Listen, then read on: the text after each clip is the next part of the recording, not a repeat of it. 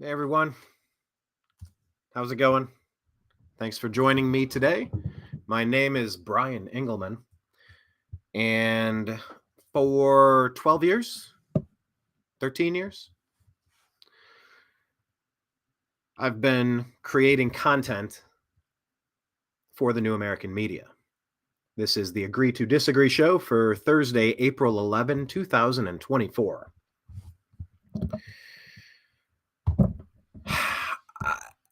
I've always enjoyed the news. I've always been a consumer of media content. I've always wanted to try to find out what's going on. Let's Where did that come from? Oh, I got a playback occurring for some reason. There we go. Okay. And we stopped that. Thank you very much. I've always wanted to try to find out what's going on in the world. And I really, really dislike being lied to. And that's essentially at the core of what the New American Media is. The New American Media began because it became abundantly obvious to me that I wasn't getting fair coverage, accurate coverage. I noticed this in stages. I think one of the things being when I was growing up, there appeared to be two camps of thought. One was a Democrat way of thinking, and one was a Republican way of thinking. Now, that was not to even get into the anarchist, the libertarian. Of course, there's totalitarian. That can impact and infiltrate either of those two major parties. And so I used to watch the news, and it became obvious to me that the Republicans were not receiving fair coverage. The libertarian, there's two ways this happens. One is selective enforcement, if you will. I will turn this into a nonstop 24/7 blinking issue, not because it is a nonstop 24/7 blinking issue of most urgent importance and obvious blame. It is very selectively enforced. Very selectively, selective outrage. In most of the networks in the 80s, into the 90s, we're talking regular television, then into the early days of cable, of course, CNN, Ted Turner, and you had all sorts of things occurring at the advent of cable, mid 80s, late 80s, early 90s, moving forward. Almost all of the media was anti-Republican. It was anti-conservative. And it was just, aside from getting into all of the particular nuances of what it means to be conservative, the gist of it is you're just kind of trying to, most of the things around us are mostly okay. That's conservative. Progressive, Democrat was like, everything needs to be changed. Everything is wrong with everything. It's like, well, no, there's some obvious things that could be improved upon, but like the rest of this stuff, like let's focus on the real, like it's called triage in a battlefield. How will you triage the most urgent? Well, I'm gonna, I got a hangnail over here. I got a splinter too. I'm gonna address this. Meanwhile, I have a leg wound that I need to be twisting a tourniquet on to hold on to. Like, I'm gonna bleed out while I mess with the wrong thing. And for a long time, that's what it seemed like for a long time, that's what it seemed like was happening in media. Was, yeah, we'll just ignore our side and all of our obvious criminal activity, all of our obvious theft, all of our obvious psychopathic tendencies to get us involved in foreign conflicts or loot and plunder money or infiltrate programs to do nefarious things. Like, there's supposed to be a standard. There's supposed to be a standard common denominator of the driving pursuit in media. There's supposed to be an attempt to aim at fairness, safety, health, positivity, financial success. Just basic tenets. Has nothing to do with Republican or Democrat. But these basic tenets were circumvented a long time ago. Is it Project Mockingbird or Operation Mockingbird? Is it just 2001 when the Patriot Act came into play? Was it just FISA abuses? And we'll get to that in a second. How long has the media been something other than a relentless pursuit for truth, trying to figure out who is involved, what happened, where it occurred? And I mean, in the planning stages, where did it begin in the planning stages? Where did the money go? Because there's always money pushing it forward. And what was the intended result? Where? That's the where. I don't just mean New Mexico. I mean, like, where did the idea originate? Who implemented it? Who was paid and bribed or blackmailed? And then what resulted? And then what were the dominoes of that?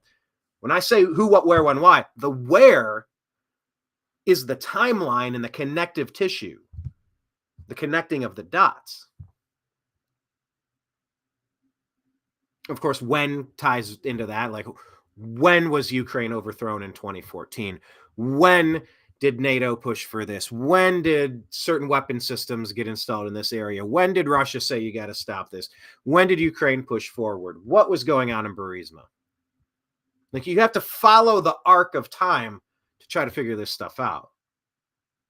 And why? Then you have two more. You have why. Well, okay, usually power and control. In political terms, it's usually a power struggle for power and control.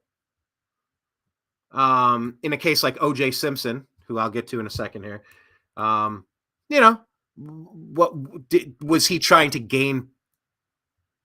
Well, I mean, then again, maybe it was to have control over an ex.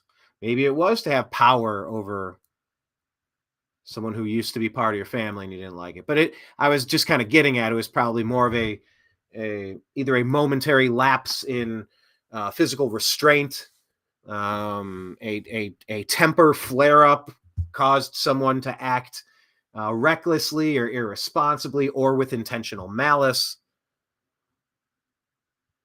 Politicians they're a very strange breed. They don't end up trying on gloves and getting the wrong size or swelling up having too much or not enough salt or different electrolyte formulas to make your hands swell up so that you can't put it on and say, oh, the glove don't fit. You got to quit. I mean, that's how absurd that whole trial turned into. But what we have in the media is we have a situation where the legacy media has been pro-Democrat as far as I can remember. Maybe it always has been. And when we say Democrat, what are we talking? We're not even into the parties anymore. We're so far beyond that. With Liz Cheney and Kinzinger and Mitt Romney and John McCain. I mean, between funding ISIS and trying to frame President Trump for an insurrection that did not happen during the mostly peaceful protest where some people did some things. The deep state is both Republican and Democrat. It's rhino and it's liberal. It's progressive. And it's globalist. It's deep state globalist. Globalist. There we go. That word didn't want to enunciate properly. But the deep state now has run into a situation. It is obvious what's happening. It is obvious who's lying. It is obvious what the plan is. It's obvious to go back and chart the timelines and see who benefits. It's not like O.J. Simpson allegedly killed his ex-wife and a waiter because he stood to financially gain, like money laundering through Burisma, for example, allegedly. But then again, there's a flip side. Chris Rock has that joke. He goes, I'm not saying it's okay, but I understand. Bigger and Blacker, I believe that's from. One of the best comedy albums. I mean, it's what an incredible. That'll be our question of the day. What are some of the best comedy albums of all time? I mean, you can go back to Richard Pryor and Bill Cosby. You can talk about Adam Sandler, and they're all going to laugh at you. And I guess we could just consider the DVDs or the specials. I guess we'll just call it a special. Eddie Murphy, Raw. Is there something Chappelle has done? But Chris Rock said, I'm not saying it's okay, but I understand. And it was about Nicole Brown Simpson riding around in a fancy car that you paid for. Riding around, banging some waiter. It's like, I'm not saying it's okay, but I understand. That's not really how the political game is played. The political game is a little bit different. The political game, it's Victoria Nuland charting this stuff out over a decade. It's constantly overthrow this, overthrow that. Look at Brazil. For the love of God, we did a show that was our headline topic last week. And by the way, please make sure you're subscribed to the New American Media and the Agree to Disagree show on all of the platforms. I just had to submit another YouTube. We've done 1,400 videos in 13 years. Had another video taken down because in an episode Blake and I did 8 months ago, Blake mentioned what somebody else said about the V word. And they said, oh, that's medical misinformation. I said, what are you talking about? What in the world? I said, we have a ticker at the bottom of the screen that plays nonstop. And every time we discuss this issue, under duress, we say, for countervailing views, please visit cisa.gov/rumor control regarding elections and go to the WHO website, who.int, and cdc.gov for all medical issues, and cdc.gov/vaccines specifically regarding vaccine-related medical claims and political implications. They removed a video because a medical treatment, a medical injection was discussed, and somebody had an opinion on it. Oh, well, that's dangerous. What's dangerous about a conversation? What's dangerous? Being on the stabbing end of O.J. Simpson. What's dangerous? Living in Ukraine right now. What's dangerous?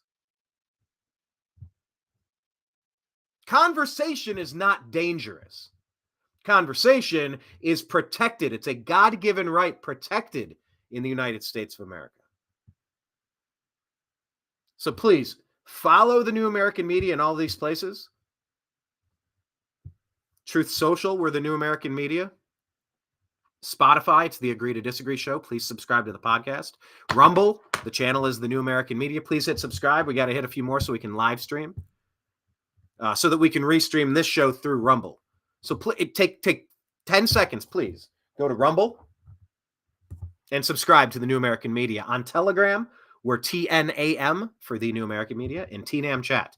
So we're TNAM and TNAM Chat on Telegram. That's our backup for Facebook. The page is the New American Media. The group is TNAM's The Agree to Disagree Show. On X, we are at American_media_. And on Instagram, we are the New American Media. So, Patreon, patreon.com/the New American Media. If you want to buy it, sign up and just buy us a cup of coffee a month. Or if you want to give us $100 a month or $1,000 or $10,000 or $15,000. Those are the different tier levels.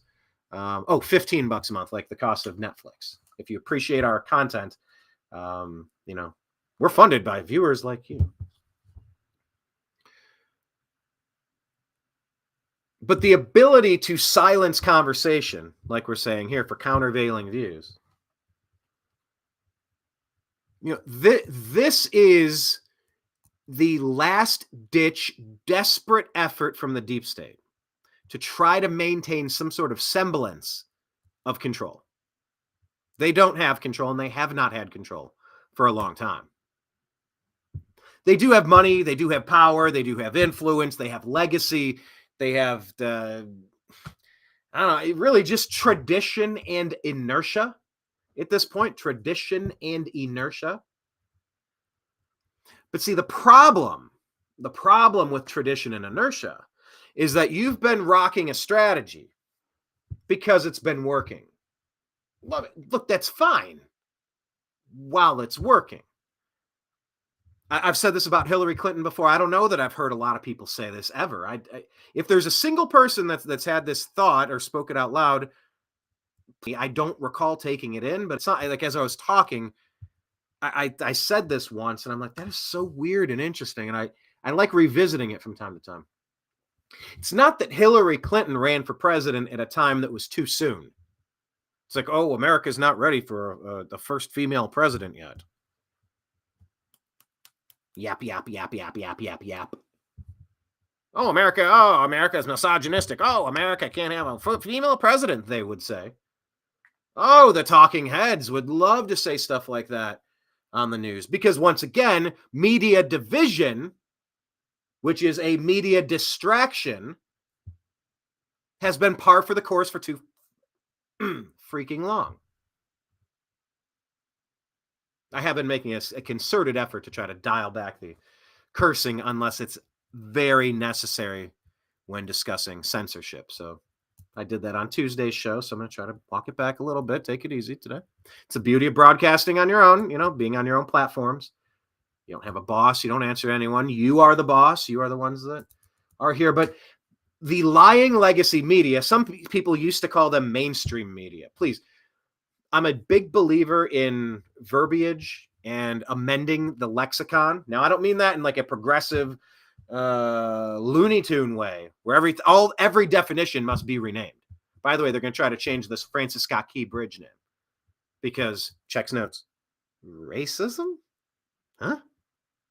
So this isn't an attempt to, topple statues or rename bridges and try to redefine what it means to be a man or what it means to be a woman or something. I'm talking about the actual definitions, the intent. The intent of what the media has been doing for a long time has been intentionally deceptive. So let's never say mainstream media. They are lying legacy media. Live with that. And we're going to talk about the legacy media. Let me tell you what the topics are going to be real quick. We're going to talk about O.J. Simpson. We're going to talk about who will determine the 2024 election. The FISA failure. What does that mean? We're going to talk about this crime on a disabled child on a bus. Did you see the video? And we're going to ask if D.E.I. will end up boomeranging on the division hustlers. But the division hustlers, these are the ones that will push these ridiculous things. Or, okay, it's a story for a couple of days, and then it's gone. Problem is, you have hucksters, you have professional agitators, community organizers, disgusting racial vultures. The Democrats use this nonstop to drive political division. The media, as their mouthpiece, they will give you these distractions. And they are stories, and you cover them. But making George Floyd as big as it was for an overdose, it looked bad, but as you got the information, you saw the multiple versions of the coroner reports. You watched the full video when the guy was arrested. He wasn't even out of his car and he couldn't breathe. He was having an attack. He was having an overdose in his own vehicle. He was gently, politely handcuffed. He was put in the back of a cop car. But he was so freaking out, he refused to go inside. I can't breathe. I can't. Nobody was doing anything to the guy. The story is that he had fentanyl and he ingested it and he had an overdose. And so he squirmed out of the cop car and got on the ground. That's where the cop put his knee. Up here, over there. Looks like on the neck. There was no coroner reports that showed damage on the neck. It was an overdose. It looked bad. But this story should have been covered, handled. The guy was found guilty. Other people there were found guilty. The story turned into something larger than life because the media saw it as a chance to take down Trump. It was a chance, just like coronavirus, COVID-19. Now, it's not necessarily a false flag event because it happened. Rahm Emanuel famously said, never miss the opportunity to take advantage of a crisis. Obama's right-hand man ran Chicago for a minute. Rahm Emanuel. The media and the Democrat Party seize on things, and they don't care what they destroy in the process. They do not care what cities burn, who's injured or deleted in the process. They do not care about your collateral damage. They don't care about overthrowing Ukraine and how many hundreds of thousands of Ukrainian men have been shoved into a meat grinder and tossed out as ground beef on the other side in Russia. These people do not care. These are sociopaths. And they've had too much power for too long. But the problem with the media, who had the legacy, who had the tradition and inertia of going for their cause, going and delivering you their narrative, and you just absorbed it. None of that holds up anymore. Hillary wasn't born too early. She was born too late. She used to be able to go around on a whistle-stop tour on a train and show up in the South and be like, oh, I don't go anywhere without carrying my hot sauce. And she dips out her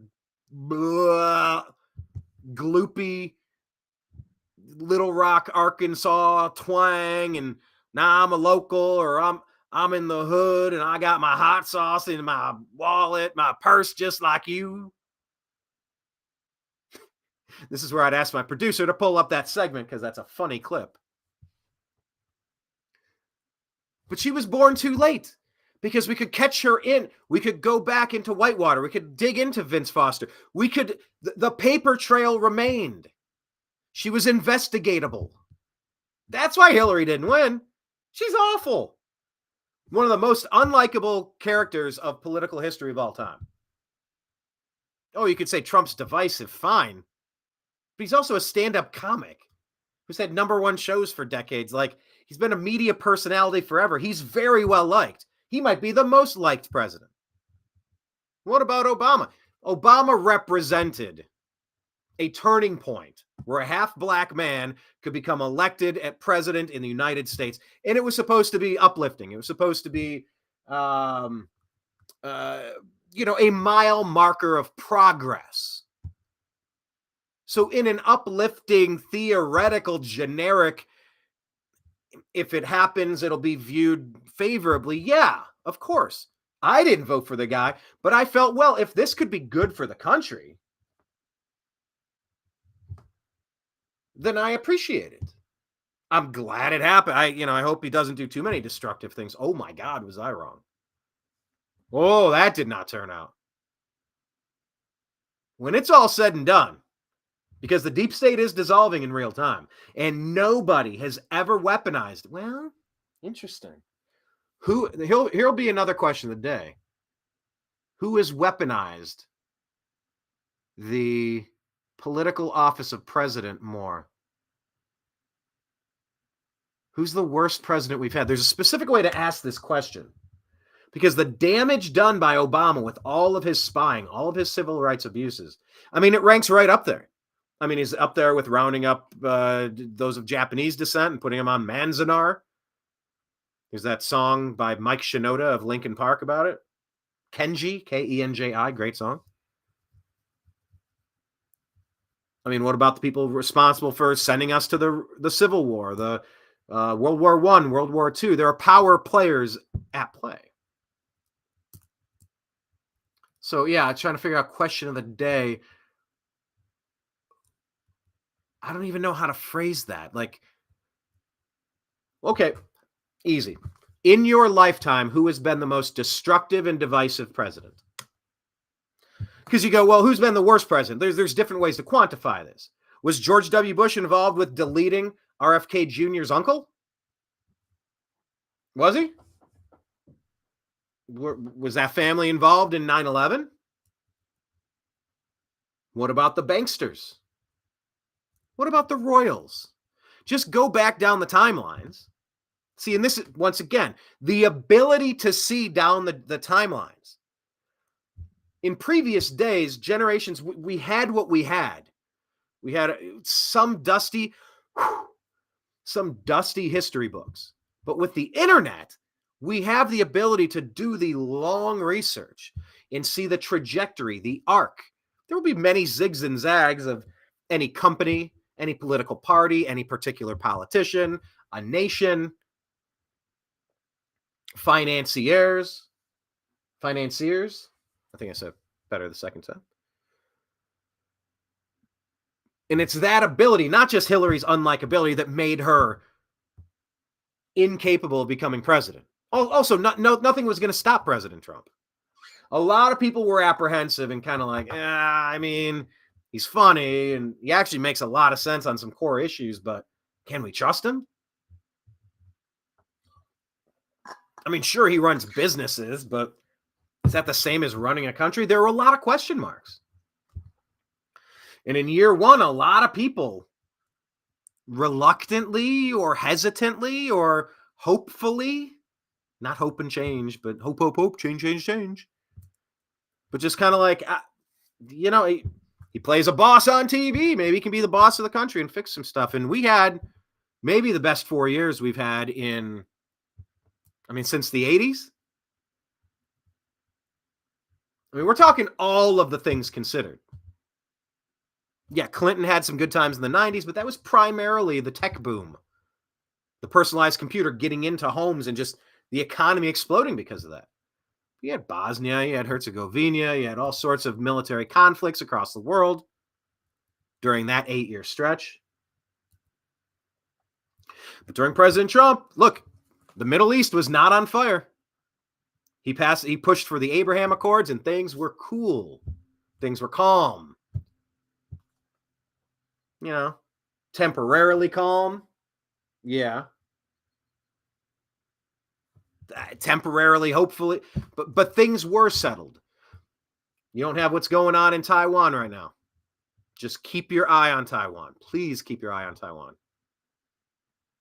Ukraine, Russia, that was not happening.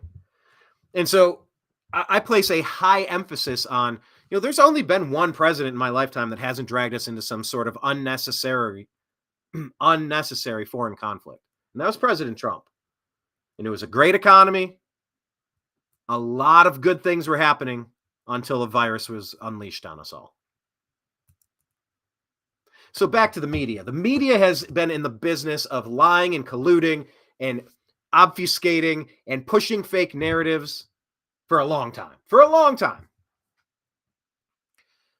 But I think those days are over. I think those days are done. And that's why the new American media exists. And yes, you out there just watching, you're a part of the new American media because there are digital researchers, there are internet warriors, we're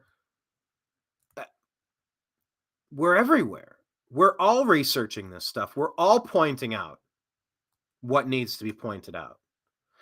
It's not that, oh, wow, the newsrooms are suffering so much in the lying legacy. We can't afford to have journalists on there. It's like, well, when you have a team of people like the new American media here, thank you for joining.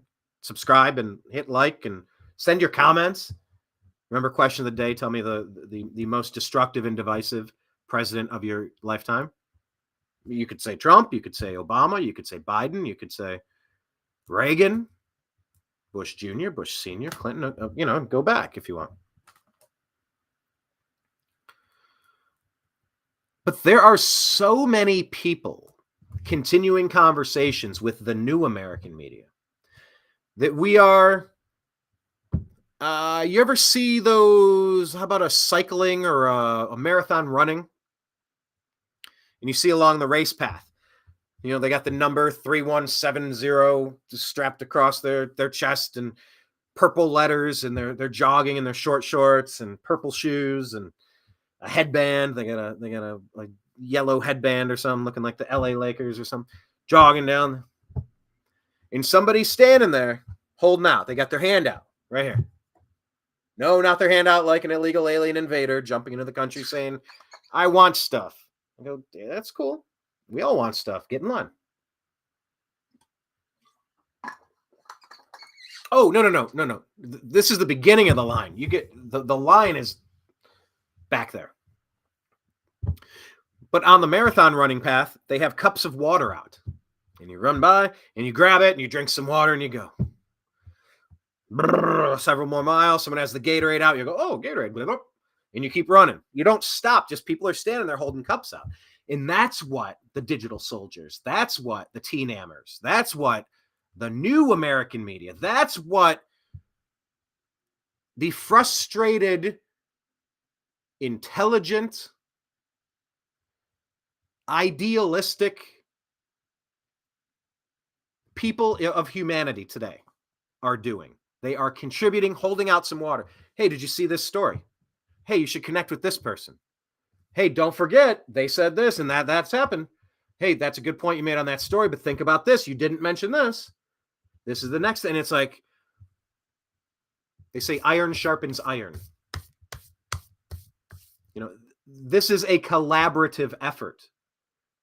If you practice perfection, you're going to play aiming at perfection. If you're sloppy and you're not really paying attention in practice, like, it's hard to stay focused, says the guy that has done a soliloquy for 30 minutes before getting into all the day's news stories. Thank you for joining us, by the way. And I will jump into it, but you all who are watching are just sitting there holding out cups of Gatorade, and then you're moving to another spot and you're holding the Gatorade out. Like, you are us. We are you. This is so crucial. And they can't get away with it. The deep state, they keep getting caught in lie after lie after lie after lie. Now, what do you do about it? Well, that's a good question. What I'm going to do today, it's going to be a bit of a different format. I'm going to kind of work backward through our Twitter feed, our X feed. So once again, press pause for 1 second. Go on X, type it on your app, at American_media_, at American_media_. We'll walk backward through the stories.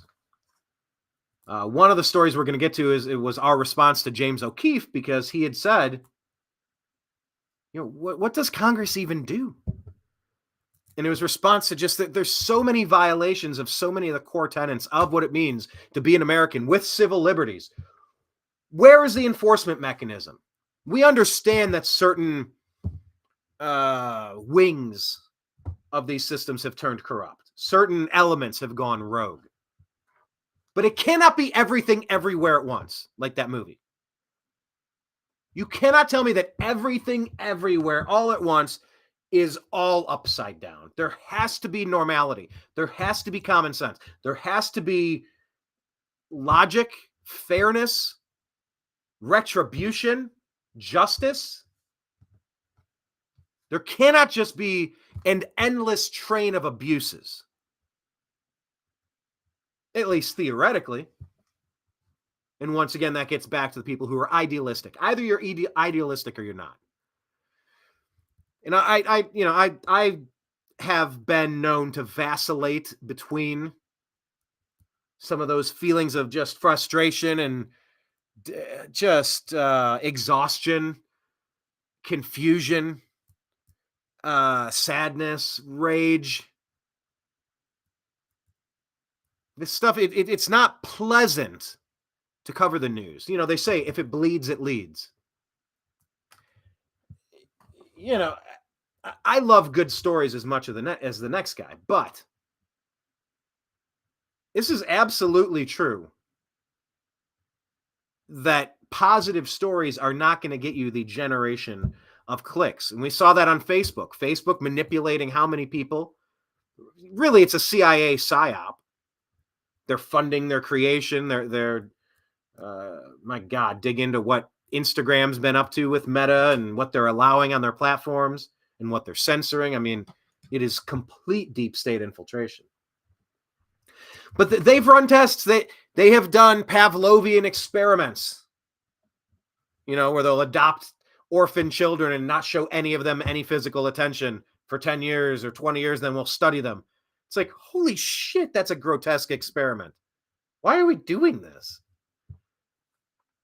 I mean, Meta's on record. Instagram is on record. Facebook, about the algorithms delivering rage bait. Rage bait, rage bait, rage bait. You're angry, angry, angry all day long. It's great for the blood pressure, and it really makes you want to continue doing your work. So it's been a struggle over these 13 years. There have been months, there have been years, there have been administrations where the new American media has been more and has been a little more resigned. And it's a blend because it always goes, it never stops. But at a certain point, it makes less and less sense to be on certain platforms, like YouTube and Facebook, who have censored my content, demonetized our content, deleted our profiles and our channels. This has happened. But at the end of the day, I suppose I'm a little idealistic, maybe to a fault. There's a song called Eulogy by Tool. He had a lot to say. He had a lot of nothing to say. We'll miss him.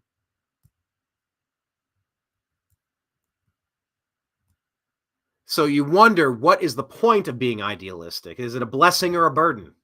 Is it a curse or is it a cure? And it's both. But there's that proverb that says there's two lions. God, I don't know. I'm not going to look it up. But which one is going to win? The one's going to win that you feed. The one that you feed is going to win. So if you could be black-pilled and just like, oh, everything sucks, but nothing makes a difference. It doesn't matter what I say or what I do. I got to keep my head low. I got to keep my mouth shut. You lose. You are failing. You cannot do zero. You can, but you can't. Get off your ass. Zero's not acceptable. It's just not.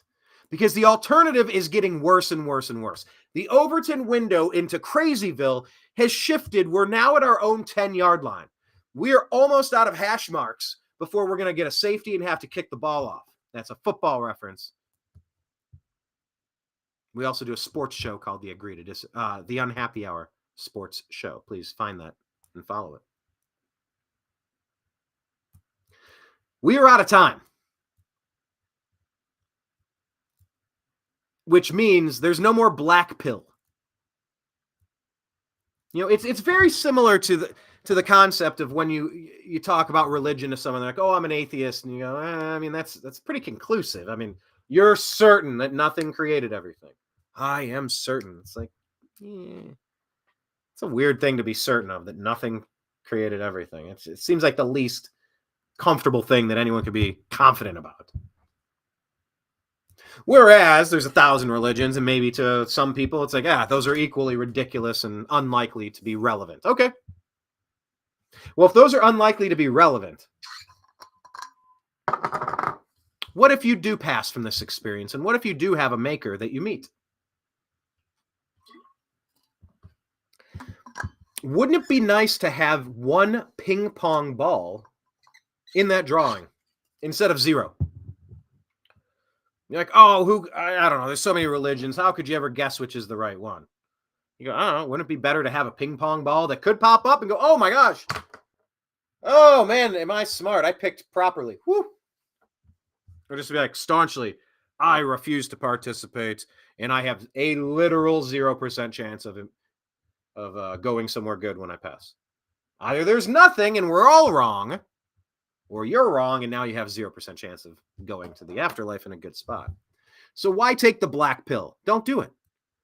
You can have bad days, you can vent, but come back. Shake it off, take a shower, go for a jog, lift some weights, play the drums, I don't care. Go do something. Come back tomorrow. Shake that black pill off. Because I think the deep state is dissolving in real time. I think the media has... Was it Abraham Lincoln that talked about lying and said, the problem with lying is eventually you forget what you lied about and how you lied about it. Like you paint yourself into a corner. And normally, by the way, if I had Blake Walley, and I am broadcasting on Blake's channel today. So if you found the New American Media and the Agree to Disagree show with me, because I'm broadcasting on Blake's channels, well, Blake and I team up on a heck of a lot of projects for the past 13 years. But back to the black pill thing. Oh, I was saying I would normally look some of this stuff up. I'd kick a question to him, and then I'd do some research, and I'd pull up something, and I'd show you the exact quote. But I'm going to get to the news here. Like I told you, a couple of stories, and we're going to walk backward through our Twitter timeline, our X timeline. But shake off the black pill. Shake it off. Set it aside. Feel what you feel. They say with meditation, it's not about not thinking about anything. You are going to think. Thoughts are going to...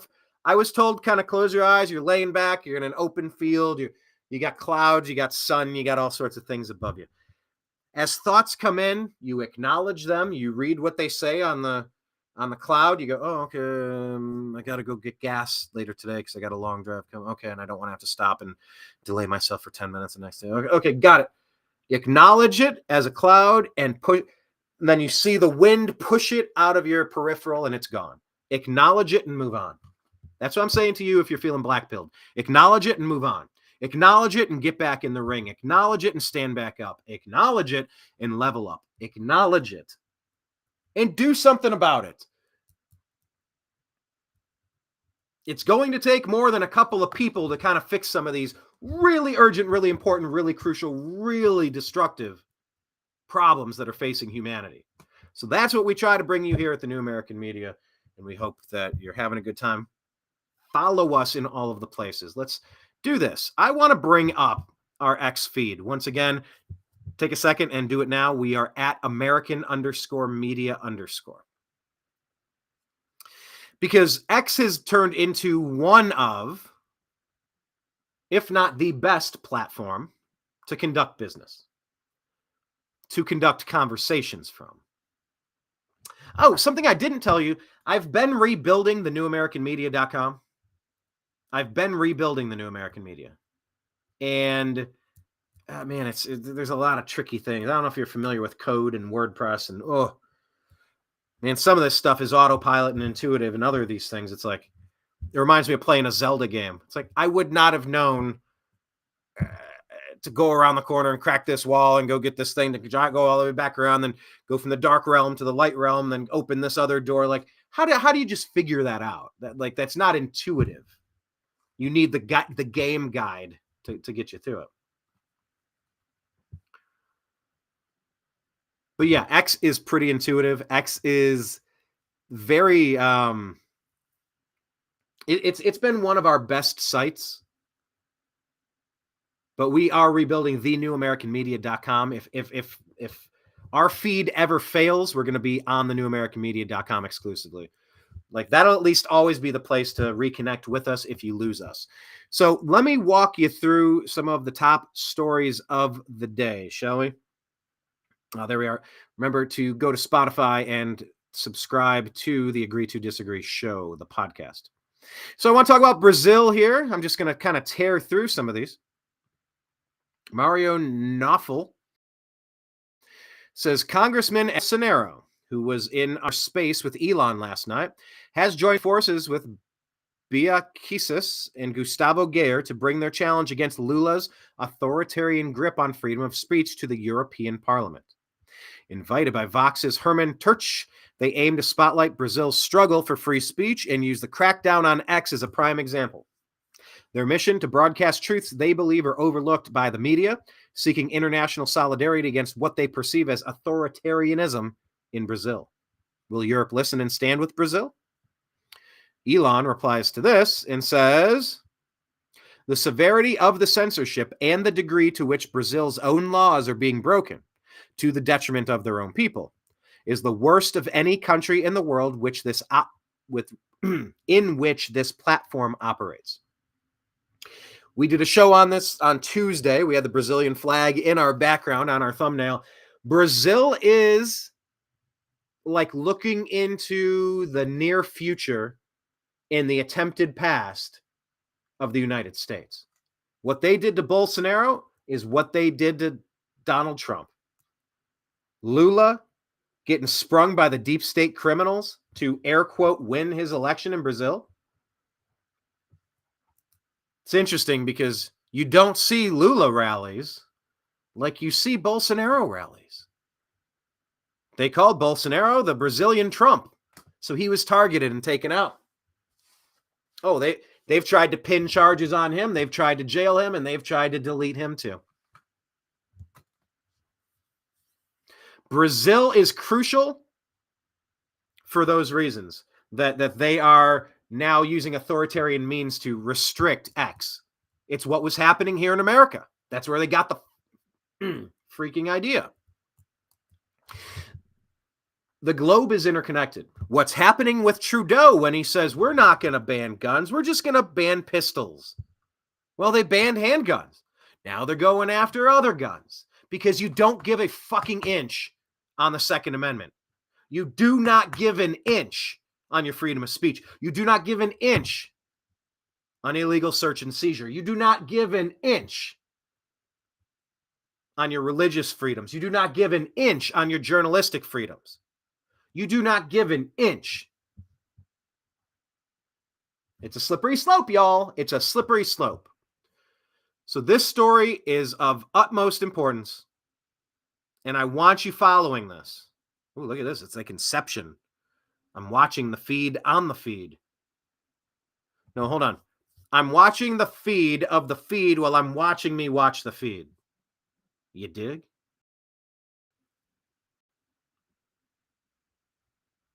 Can I do this while it's going? I don't know. I'll repost it. See how that works. Oh, that's a good point. I'm going to do this.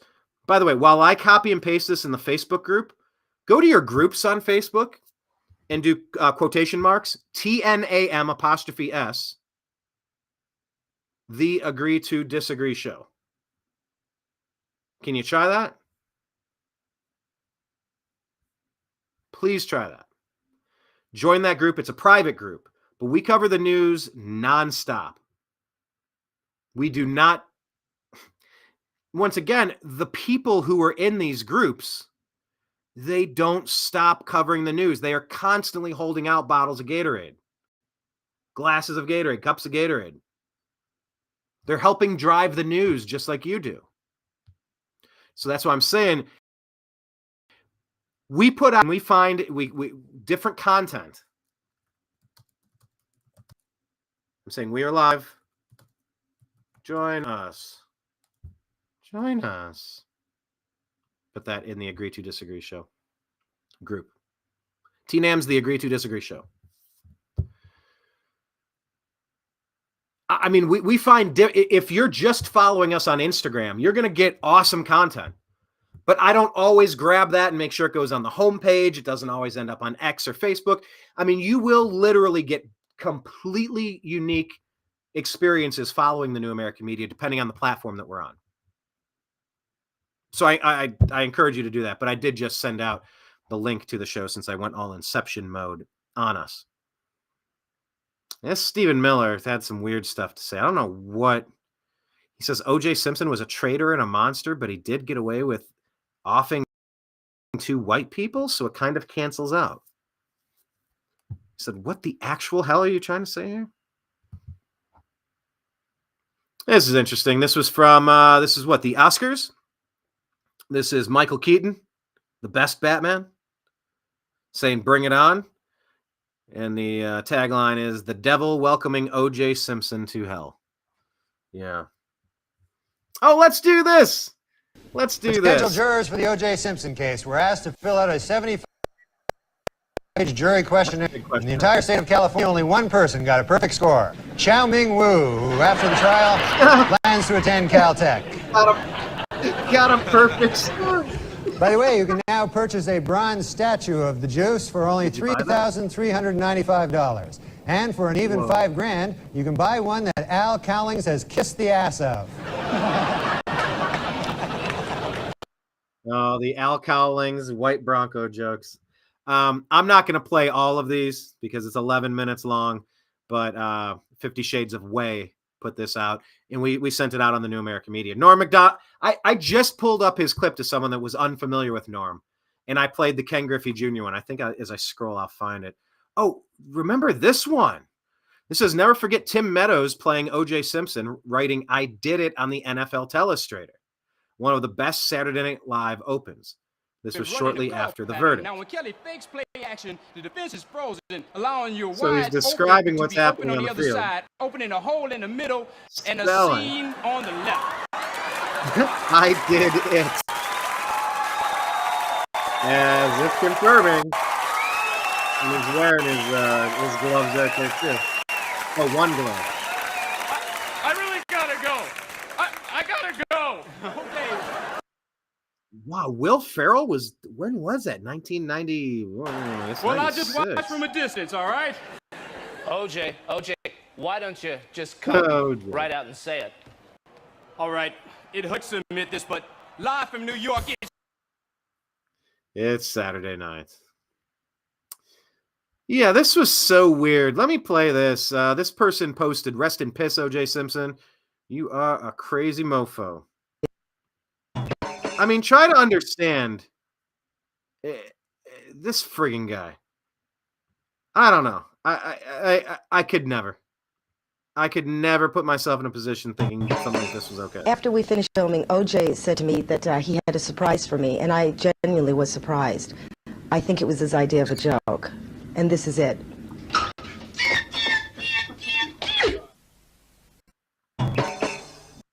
Yeah.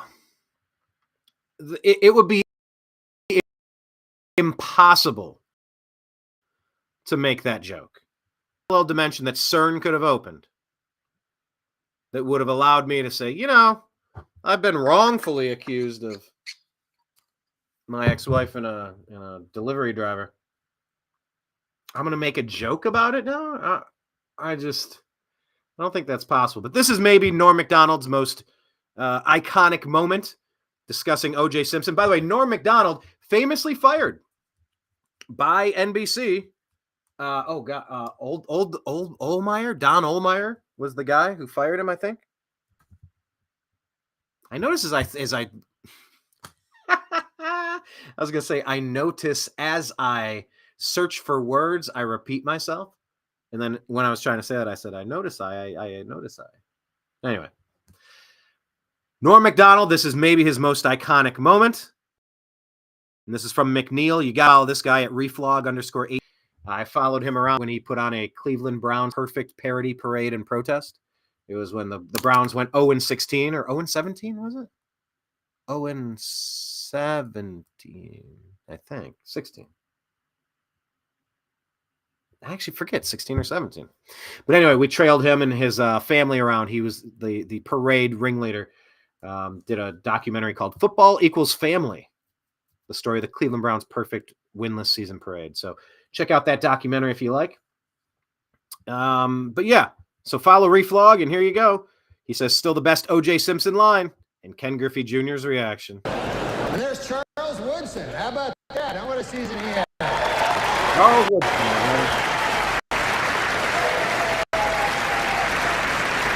Great, Manny. He became the first defensive player to win the Heisman Trophy. And congratulations, Charles. That is something that no one can ever take away from you. Unless you kill your wife and a waiter, in which case... all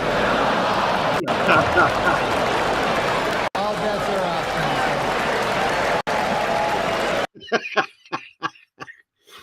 I mean, that's the way you do it. You got to speak truth to power, and you got to make some people uncomfortable. Look at Griffey shaking his head.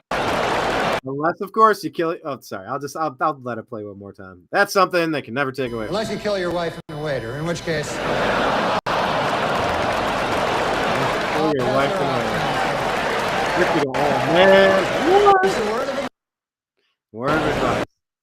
Yeah, go back and treat yourself. Go dig into some Norm Macdonald.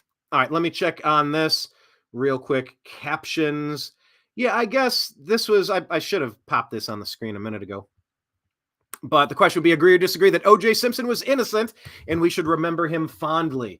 Look, we are living in a time, God, what did they charge Donald Trump with? 91 counts of bullshit, 91 counts of election interference, 91 counts of civil rights violations, 91 counts of kangaroo courtitude, 91 counts of trying to bankrupt a man, 91 counts of trying to imprison, trying to kidnap and jail, throw a human being into a cage because they pose a threat politically. We look at Trevor Bauer being falsely accused of violence, and he's been blackballed.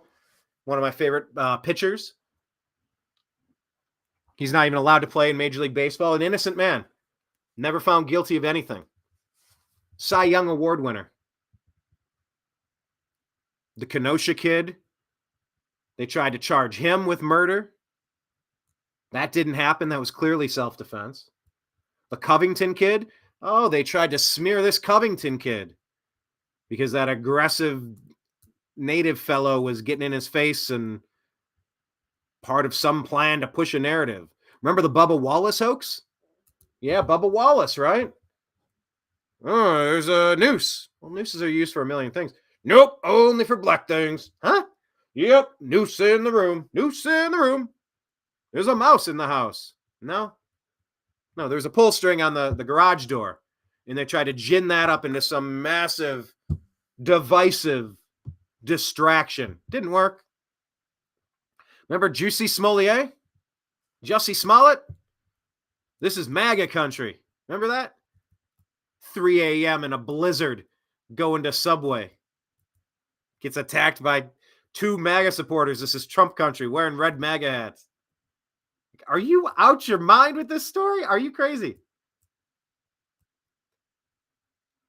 So I am very reluctant to now believe any official narrative placing blame and guilt onto anybody. I've seen too many times now. Too many times. We have had a situation where the narrative is set and then you just try to make the rest fit. I don't know.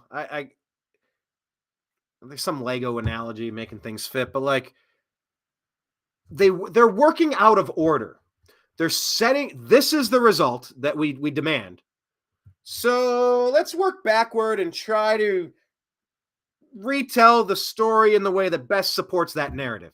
Yes, that's the same thing that's been happening with the vaccine conversation. But guess what? It's important that we get the truth. It's important that we know what's going on. It's important that we know who has been lying to you. Back to the theme in the opening of the program, the deep state is dissolving because they cannot keep up with their lies that contradict their other lies. There's a Simpsons where Ned Flanders is having a moment of, oh, he's just beside himself. His life is falling. You know, dear Lord, I've tried to be a good man. I go to church. I try to raise my kids right. I do the things that your good book tells me to do, even the things that contradict the other things. I do the things you tell me to do, even the things that contradict the other things. Trying to follow mainstream media. By the way, what do we call it now? Not mainstream media. We now say lying legacy media. They are not mainstream. They are radically out of touch. They are pure propaganda, peddling falsehoods, lies. what's the commandment? Bear false witness. They're framing people nonstop, innocent people, trying to frame them and ruin lives. It's one thing if somebody does something really horrific and they have to pay for it. You understand, but it's another when you just frame somebody for nothing. So look, I am reluctant to believe any accusation. But I did follow that OJ trial pretty closely. And at the end of it, I was absolutely convinced, as most people were. Actually, I'd like to see statistics on that.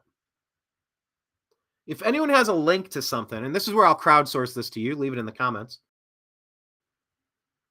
I'd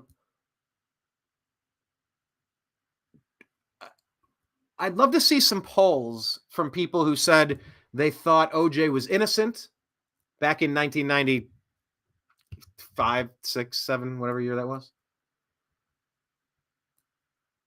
And maybe in 2005 or in 2024. I feel like most people thought he was guilty, but it turned into a big race issue for some reason. It's like, I don't know, the football guy killed the wife and the guy that she was with. Like, it's pretty obvious. I'm like, no. It's like The Fugitive with Harrison Ford. See, he walked in on his wife who had already been, and he got blamed for it. That's why he wrongfully went to jail. And you're like, what? I don't buy that. So this one is tricky. This is where I would normally ask Blake, agree or disagree that O.J. Simpson was innocent and we should remember him fondly?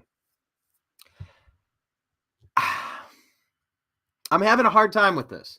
I personally believe he's guilty. I personally believe he's a piece of shit. And it was an absolute travesty and a mockery that he got out. But you know what? Maybe some people are like, oh, I know Donald Trump is guilty. I can't believe he avoided that. Well, he did. Oh, Trevor Bauer, blah, blah. I don't know anything. He didn't get convicted of anything. There were accusations and back and forth, and things were remembered or misremembered, or, then you dig in and you're like, oh my God, they said this? They were on camera saying that they're going after Trevor Bauer's money and they're going to frame him? What? The district attorney drops the case. There's no evidence. You're like, am I supposed to remember him as being guilty? But the fact is, Bauer never even went to a trial. It didn't even have that level of, it was like, it didn't even rise to that level. So this one's tough. I don't know. I will say I disagree because I don't think he was innocent. And we should not remember him fondly. Watching those videos of him making a joke about stabbing the interviewer, in whatever context that is in, I don't think I'm okay with that. And I've never believed him. I've never found him to be genuine, trustworthy, believable, credible. I just haven't. Now, he was hilarious in those movies, like what was it, Airplane? Great movies. Are we able to separate a person from their craft? Michael Jackson, was he what you were told, or is he not? That's another one. Not convicted. So anyway, that's the O.J. Simpson thing. Real quick, let me check in on the TNAM chat. Unholy Hoax, how are you, sir? Unholy Hoax, I saw you on Patreon, and then this week I didn't. I don't know if you are still there. I know you had signed up for like the free Patreon, which is good. I encourage everyone to sign up for at least the free Patreon, because then you'll get to like we will be able to stay in touch. So please do that. But hi, Unholy Hoax, saying great show. Thanks for joining us. Kenneth saying the Trump kicked rump. Let's see, he says optimistic. I mean, look, even in the most black-pilled days, I acknowledge the feelings, I let them pass, and I try to come back. Fake it till you make it. Even if you are having a bad day, try to stay optimistic, yes.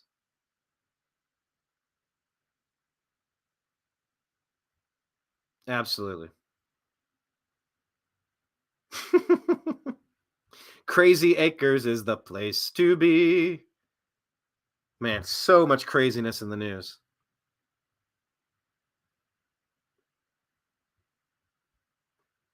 Kenneth is saying he's not on X, dude. The website is improving. The app is improving. And the fact that Elon is defending the right people in Brazil, he's defending the right concepts.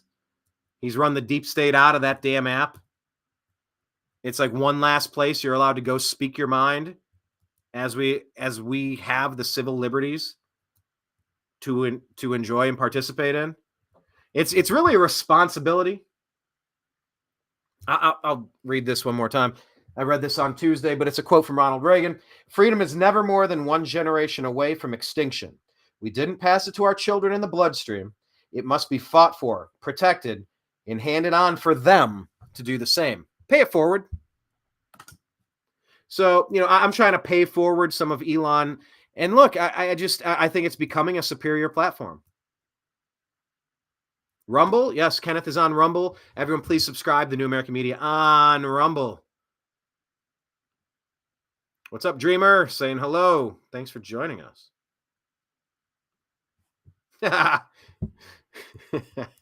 Kenneth saying that they are now being ruled by Count Brazil Nut. Yeah, go back and look at the picture. I said it. What did I say? It was like if Jeff Bezos had a kid with Count Chocula. That's what this. There's a totalitarian judge down in Brazil who's just. We also invited Glenn Greenwald onto the program. Don't know if he'll see the invite or if he'll join, but he's been invited. We're inviting a lot of people on. We want to get some guests back to talk about these things. But Glenn Greenwald is living in Brazil. I don't think it's safe for people to be living in blue cities anymore. I don't think it's safe for good people to be living in blue states anymore. And Brazil is not a safe country anymore until they are able to undo that overthrow. Lula overthrew Bolsonaro. Makes no sense. Look at the pictures. The streets are building to building, full. It's just a sea of people for Bolsonaro. Similar to when you think back to 2020 and the Trump rallies. Completely packed. 15,000 people inside. Another 5,000 spilled over outside. Biden goes somewhere. They have 6 circles painted on the ground. Crickets, tumbleweed. Sure. Yeah, that's our most popular president. Oh. Anyway. Okay. Let's continue here. About libertarians and moderate Democrats. Libertarians and moderate Democrats. I'll scroll down to that one. Just going to kind of buzz through these. Daily Mail saying revealed Trump has a secret plan to end the Ukraine-Russia war by getting Kyiv to give up land to Putin, as former president boasts he could negotiate a peace deal 24 hours after being elected. Yeah. I mean, why haven't we negotiated this peace deal in the first place?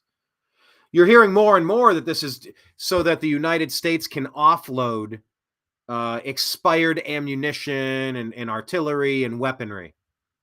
Oh, it's just too expensive to bring them back or repurpose them. That's why we did what we did in Afghanistan. It's just cheaper. It's easier. It's like, hold on a second. Vehicles last perfectly fine if you maintain them. Weaponry lasts. Ammunition lasts. Weapon systems last. Now, I get the reason why when you go to the back of the store at the place you're shopping for clothing, it's the clearance aisle, and I get why they're on clearance. They're old stock. They're not getting resupplied. That's last year's style. We need to make space. Like, this is where we will deep discount to just move this stuff out. It's more worth it that we have the open space than to have the items sitting here. And I get why the military-industrial complex wants to keep cranking out more missiles, more bombs, more shells, more optic systems, more gear, more clothing, more helmets, more vests. Is it Kevlar? I don't know what they're using these days for bulletproof, but I get that they might need to get rid of that inventory so that then they'll have to make more. And the U.S. government will have to spend more to get the freshest, shiniest, newest. Well, you know what? That's a damned luxury, people. That is a damned luxury. How many times do you drive a new car? How many, year to year? Okay, here, let me rephrase this question. I'm thinking it through, trying to figure out how to say what I'm saying or ask what I'm asking. Say what I say, ask what I asked. Since you've been 16, please type it in the comments, by the way. Since you've turned 16, how many times have you driven a brand new car? So if at any point you drove a new car, brand new car that year, yeah, in November I got a car. Okay, so but then the next year it's no longer new, so you can't count it. How many times have you had a new car? Because I can tell you, I don't have to think about this answer. I don't even have to ponder it. Roll my eyes. 1,000, 2, 1,000. Eeny, meeny, miny, mo. I gotta carry the 1, 7, niner. Did I just catch a niner? 0 years. 0. I have never purchased a brand new vehicle, and I have never driven a brand new vehicle as my primary vehicle. Never. Now, they were new to me. They were new to me. That doesn't make them new. My first vehicle was a truck. It was my grandparents' truck. I cut their grass for a while, and I turned 16, and they said, here, take the truck. It was an S10. I called it the Rust 10. It was black and white, but it was black and white and rust. Black and white and brown all over. I drove it. I was happy to have it. Eventually sold it to my brother and got something different. That car, I was a Chevy Celebrity. It was owned by an old lady. She didn't put a lot of miles on it. It was in the garage, and the estate sold it, I think, for $1,500. It was a good car until the engine exploded on the freeway. I had a band van, but that, once again, I purchased that off of a youth pastor, and they used to take it from Ohio to Florida, and it had a ton of miles. But it was a great van until we got hit head on. Coming back from St. Louis, we were in Dayton, Ohio. Some 15-year-old unlicensed driver hit us head on in the rain. And that vehicle took us all the way up Route 75 to Bowling Green, Ohio, pulled us in the driveway with all of our gear, and then it died. It was done. But man, that vehicle looked after us, got us back home. That's a big deal. That wasn't new. My Chevy Blazer, I mean, it was an 01. I got it in 05. So it was 4 years old. I had 35,000 miles on it. That was close. Now I'm driving a 4Runner with a lot of miles. I like it. It's a 4Runner is a nice, well put together car. Especially since I went from Blazer to 4Runner. But look, what I'm saying is the military-industrial complex wanting to spend money and Congress wanting to keep their kickbacks and keep their bribes and keep their payoffs and keep their campaign finance funding and keep expanding so that the military-industrial complex can keep. I mean, we were warned about this shit by Eisenhower. We were warned that if left unchecked, this is what was going to happen. And the ramifications of these actions are dire. They are severe. This is not like making a decision to paint the barn blue or red. And you go, it's a little soft on the eye. It's a little not too soft on the eyes, a little harsh. Or you go, it kind of blends with this, or it makes that other thing pop. Or it kind of looks good now that I put the black hardware on it. And you got some preferences, you have some ideas, right? That's just, you go to Dairy Queen. Do you want the banana split or do you want the Heath Blizzard? I don't know. It's kind of the same thing. You know, a little bit of this, a little bit of that. Okay. I'm telling you, this stuff is hundreds of thousands of dead people in body bags, man. This is a level of calamity of humanity that's just unfreaking believable. And it's unforgivable. We have to have smarter systems. So if the idea is, look, we just got all this junk, we need to Let's go shoot off our bottle rockets. Like we got to get them out of the closet. Let's just go shoot off these M80s, these fireworks. It's not just shooting them into the sky, it's shooting them into people.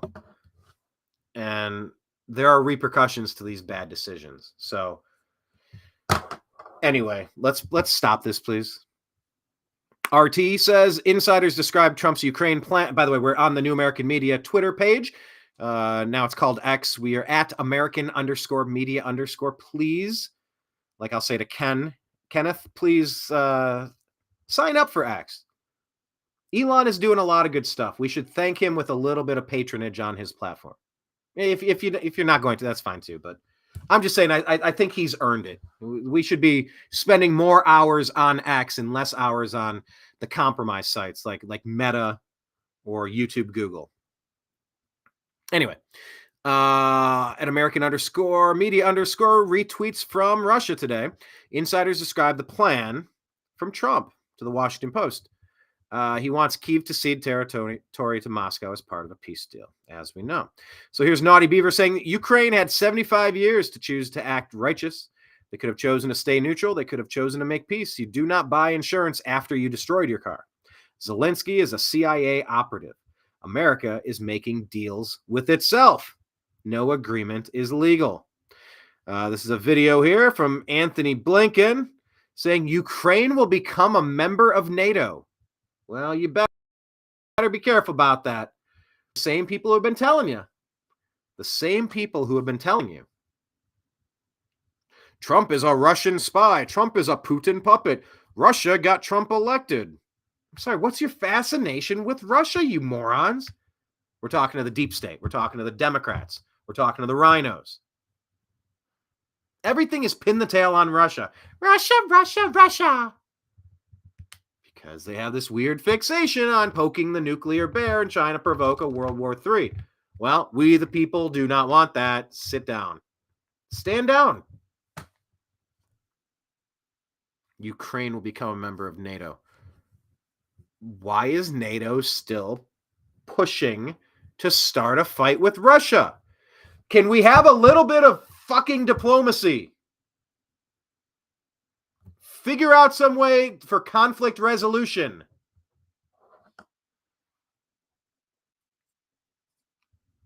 I've got friends and family in the military. I've got departed friends and family who served in the military. People there now. If I could trust that I wouldn't be used as cannon fodder, as a pawn for some psychopath's frivolous, unnecessary, self-serving foreign conflict, there's a universe where I could have been a military member myself. I'm not able to trust the apparatus enough to give it a shot. But I've got great respect for people that do. And the concept of what it takes to have a fighting force in the United States. So I take this stuff personally. To a fault. It's not necessarily a good thing. Because then it's like I'm injecting myself into situations all the time. Like I don't know. Why do I feel so strongly? Well, I feel so strongly because if you're going to betray the people who are going to sacrifice everything they have, I feel like you should... Let me restart that thought. I had 4 thoughts converge in one. If somebody is going to sacrifice everything they are and everything they have to serve in the United States military, the minimum requirement of the people in charge of that military should be that in all circumstances non-essential,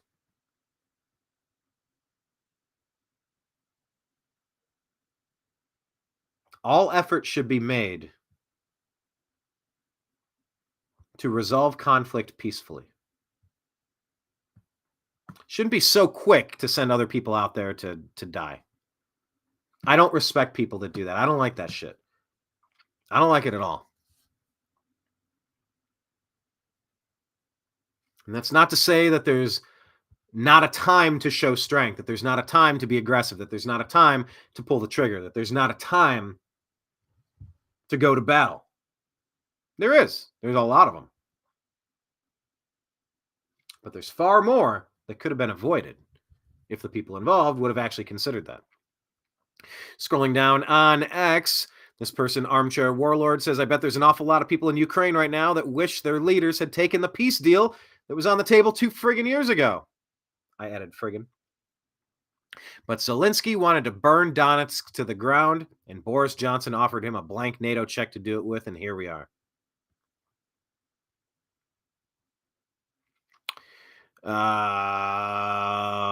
Andrew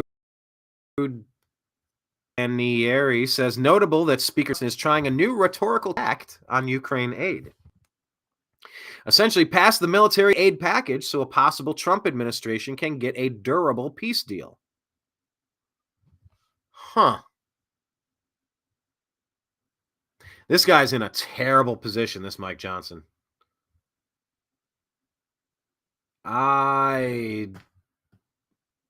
He's in a very bad spot. Andrew says, that line may help get some GOP members on side, but Johnson needs to act soon. I have extreme reservations about this Johnson guy. Minerva says, Johnson scuttled a peace deal in Ukraine. They're talking about Boris Johnson, I believe. So that, and this is kind of like furtherance of my point. I mean, it's just kind of a thought here, but does the thought make sense or is the thought absurd? Boris Johnson scuttled a peace deal in Ukraine so that the arms manufacturers could continue the money laundering operation. 400,000 people dead in Ukrainian innocents. And now they're conscripting anyone they can. That's kidnapping and forcing them into the military. That war was lost long ago. They're out of troops, so they want Ukraine in NATO. God, that's gross. Keith says, this could have all been avoided a year ago, but Boris Johnson was sent by his paymasters to sabotage the peace deal brokered in Turkey. And this is referring, the Colonel of Security Service of Ukraine, SBU, now the worst begins. New Russian weapon destroys man into molecules. Oh, that's great. Russia's military-industrial might takes a new shape with the start of production of the FAB-3000 bomb. Okay. Well, I mean, are we really? Yeah, I mean, comparing it to tactics, and here we are. We're on the verge of this shit. I think we should demand better. We could do better. Oh, here's what I wanted to get to. This was a point brought up by one of our regulars here. Ooh, I'm really close. My hair's looking weird. Thanks for that. Here we are. Vince, look at this, Vince. See, this is what you're missing out on, Kenneth. If you're not on X, you can't tweet us at X or post us at X, and we can't reshare it and then turn it into a whole segment on the show. But if you were on X, following us at American_media_, you would see us.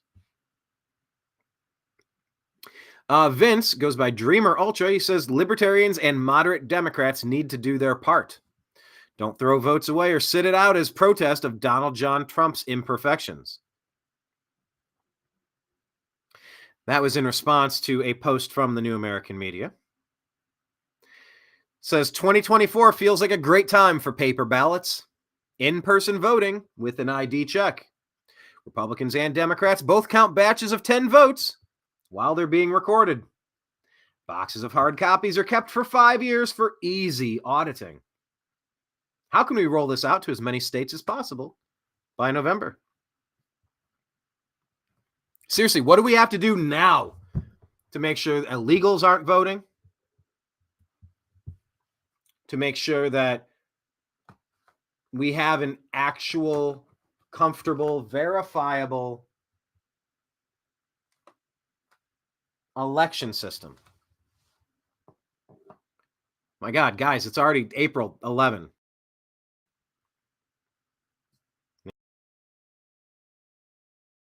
There's, of course, Obama. You're making a valid point. No, I wonder what conversations that chef has overheard. I wonder what they've seen. I wonder what they know. There's Obama, the guy behind it all. The person who I would say is the most divisive and awful president of my lifetime. And by the way, there's a caveat to that.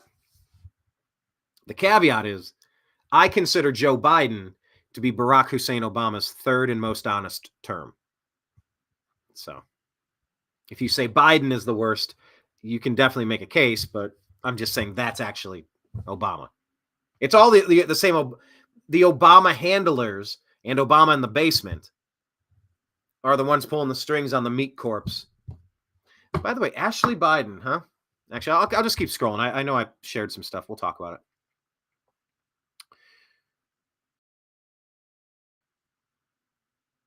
Frank sent this. We had something. I want to play you this. This is Cheryl Atkinson. Are you aware of this? There's James O'Keefe. There's Cheryl Atkinson. This is from Breitbart News. May 11, 2022. In her own words. Let's just play this, by the way. It sucks being set up by the government and surveilled by the government. And sometimes it takes far too long to be able to clear those matters up. May I say one little reported facet of my case is one of the federal agents involved in one of the operations against me said that they intended to plant child porn in my husband's computer. This is the FBI. There's been a case that's currently in litigation, unrelated, in which an FBI agent has testified that they did that. They have done that.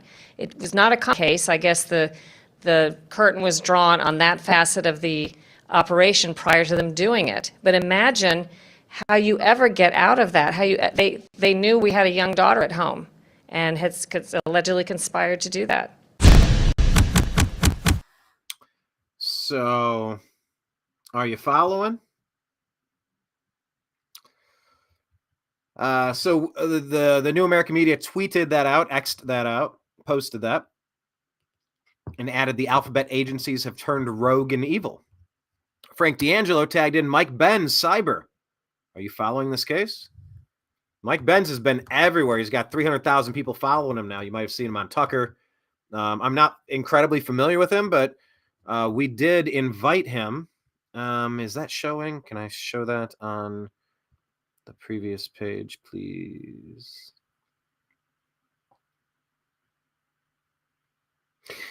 Well, I guess we can't, but we did invite him to join us on an episode of the Agree to Disagree show.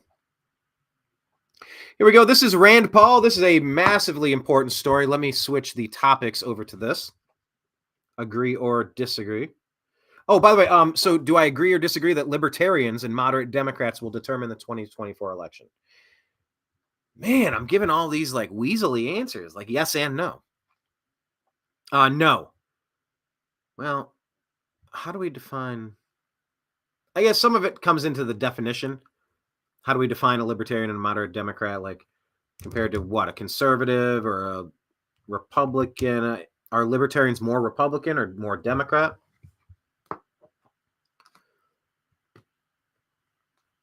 I think the Democrat Party has hemorrhaged support as people have seen the pure evil that they're willing to do.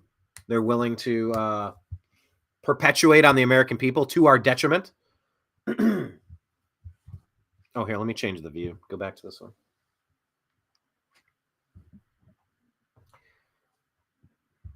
So, yes, I think, well, number one, are there any moderate Democrats anymore? I think anyone who goes by a moderate Democrat has left that party. There is no moderate left in the Democrat Party. The Bill Clinton of the mid-'90s during the OJ trial, there you go, and Norm Macdonald's reign as Weekend Update host on Saturday Night Live. There is no Bill Clinton or John F. Kennedy Democrat Party anymore. They're gone. A lot of the common sense policies, you look at some of these old videos and you could hear Joe Biden and Barack Obama and Bill Clinton, they sound just like Trump. Their policies are the same. You're like, well, when did the Democrat Party go crazy? Well, somewhere around the time where the deep state pushed a little too far, too hard, and now they're caught. Now they're exposed. Now it's obvious who they are. Now it's obvious what agendas they're pushing. What's a little unclear is the why. It's a little unclear. Why Ukraine? And the answer can be very convoluted.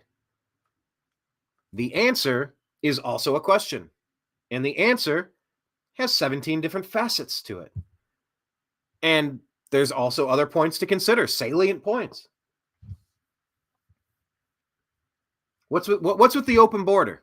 Is it mainly to replace the hemorrhage demographics of blue cities that fled people, common sense, good people during the pandemic when they were trying to live under those totalitarian, draconian, Orwellian nightmare policies and proclamations? Yeah.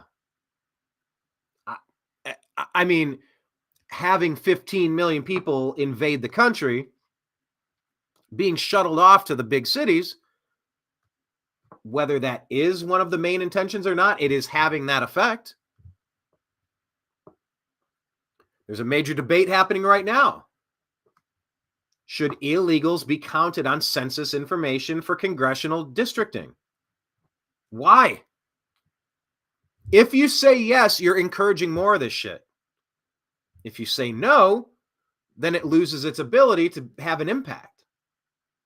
So, once again, you want in the club, go wait in line. Pay your cover, show your ID. No one's telling you can't go in the club.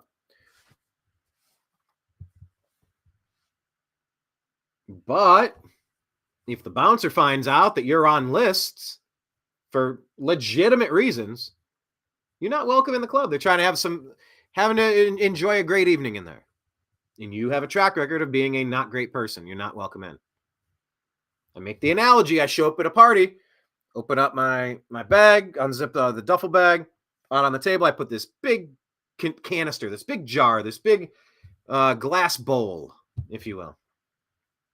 A crystal vase, a bowl, a serving dish. And then I open up this bag and I dump in, fill it up with Skittles, all colors, all different kinds. And I tell my host, hey, thanks for the invite. This is a great party. Great house you got here. Thank you so much. By the way, I brought Skittles. Help yourself. By the way, there's thousands of Skittles in there, but there's a handful of them that are poison. Just thought you might want to know. All right, I'm going to go make my rounds. I'll see you in a little bit. Any sane person would take a poison Skittle out of the bowl before you deliver it to be consumed by others. America does not need a singular rapist, murderer, vagrant, vagabond, gang member, scum of the earth, unproductive criminal at all. We don't need that at all. We don't need a singular one of them. So you take the appropriate time needed to filter those out. Don't need to see a single human being get trafficked. Just filter that out. That's the stuff that libertarians that libertarians are a little weird because they do kind of want open borders, which is one of the most key places where I tend to disagree with libertarians. It's not a policy that makes any sense. If they lock their doors at night, they cannot legitimately support open borders.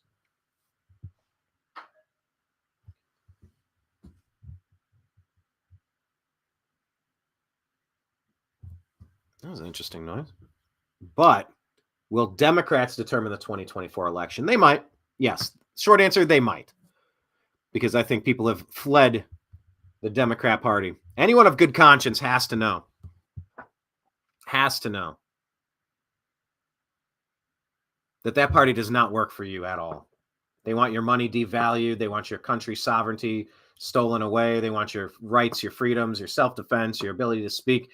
Like, they are everything antithetical to the Constitution, the Bill of Rights. And once again, where is the the mechanism to remove these people from power. It's clearly unconstitutional, the stuff they're peddling. They should be jailed for treason and violating our founding documents. That's what Elon Musk is going through in Brazil. He's like, Brazil has documents that grant liberties, and like they're violating their own rules. Can't censor me because the supporters of the political party that opposes you are on here saying things. No. Tell me not to talk, I'll talk louder.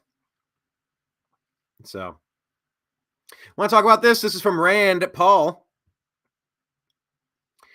This is from yesterday, of course.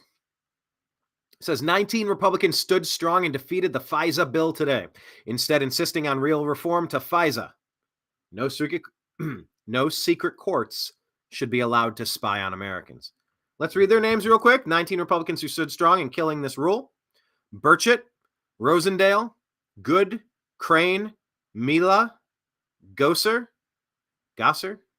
Cloud, Gates, Mace, Luna, Boebert, Norman. Bravo.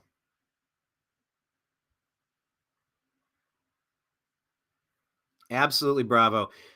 Barack Hussein Obama illegally spied on Donald John Trump's campaign and his presidency.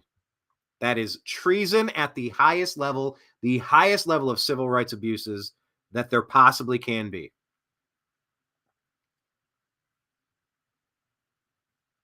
Jumping around here, let me switch topics to this one. This is a tough story. The question is, agree or disagree that race hate crime on a disabled child unites a nation in protest and disgust. Agree or disagree that the racist hate crime on a disabled child has united a nation in protest and disgust. Unlike the first couple of questions, agree or disagree, this is an easy one. Disagree. Tell me why this isn't leading the news day after day after day after day. Tell me why people aren't marching in the streets.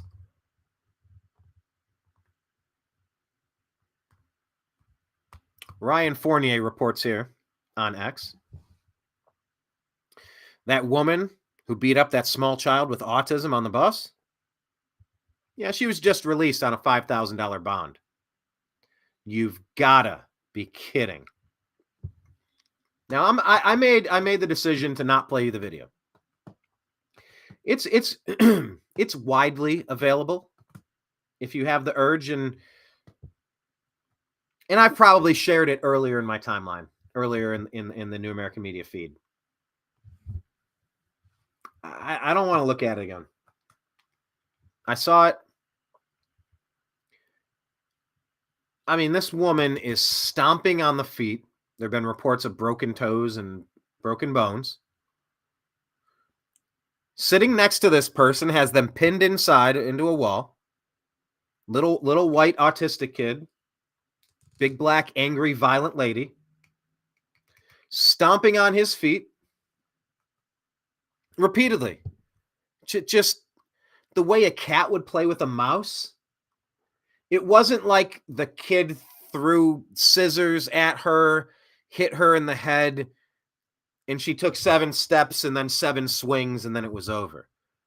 This was a very weird, sadistic, repetitive, reoccurring, violent attack on this helpless white kid. Why is it a white kid? Because son of a bitch, if you're going to report every damn story involving people of different races as this big racist such and such, do it on both sides. Why don't you find an equal number of stories to get outraged on that have white people as the victims? Or is it only that the lying legacy media wants to push white people bad, other people great? Once again, this is the deep state influence. The rhinos, Republicans in name only, they're lying to you, wearing sheep's clothing, devouring you, stealing your money. Monsters, maybe the worst monsters of all, pretending to be on your side, but they're not. Blackmailed or bribed. Oh, they play on the globalist team. They're the deep state. They're with the dirty Democrats and the lying legacy media. If this is the world we have to be in, cover it equally. So that's why it's a white kid. The response to Ryan Fournier, this monster should be facing life away from the rest of society. Why is this not front page news in the rage race bait category? If they thrive on racial division and stories that will make your blood boil.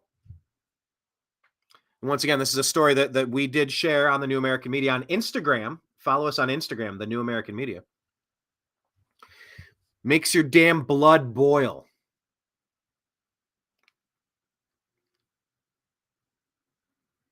Posted a comment on the story covering this on Instagram, if you follow our feed there. I don't have it in front of me. I can't find it. But the comment was,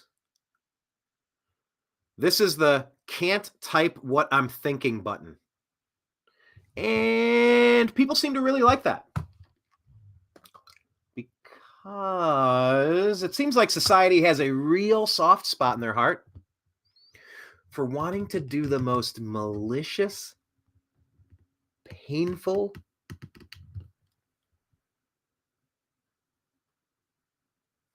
retributive, is that a word?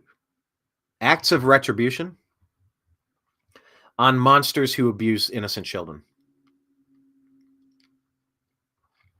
There is a special place in hell for O.J. Simpson and for someone who's going to abuse a child. Like maybe the Ashley Biden diary. We'll get to that. Right? So like they just admitted this is real. This child sniffing monster. Are you on his team? Are you on the team of the vile child sniffing monster?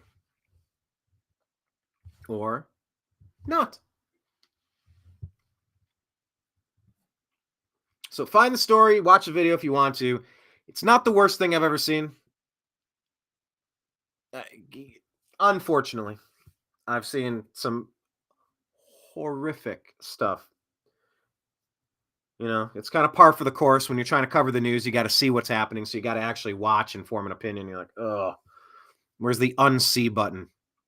In fact, that is one of the main reasons why I got out of psychology. I volunteered at a crisis center, and super long story short, I sat in on a session, and this woman, all sorts of just atrocious abuse she's suffering, and then kids involved, and she was offered a house and food and clothing and a cell phone, safe house, and a way to escape and get the kids safe and get her safe. And she's after an hour or two, and she's like, well, let me think about it.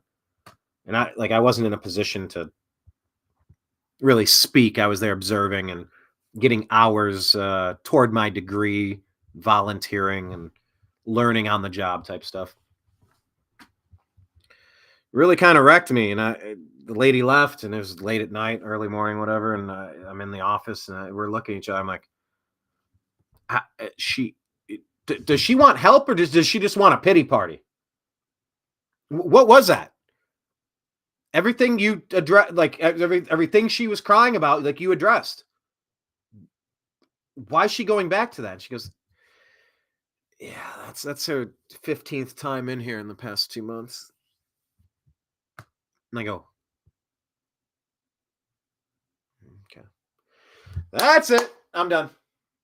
And for these reasons, I'm out. I am not wired that way. I want to type something, say something. I want to read your comments. By the way, type your comments. Real quick, test of the water, test in the wind. Type in real quick where you're watching us from. Are you watching us on X? Are you watching on Facebook? Are you watching on, I don't know, YouTube? I even forget about YouTube. We have 1,400 videos on YouTube, and I just dismiss it. I assume it's a dead account walking. Lots of views.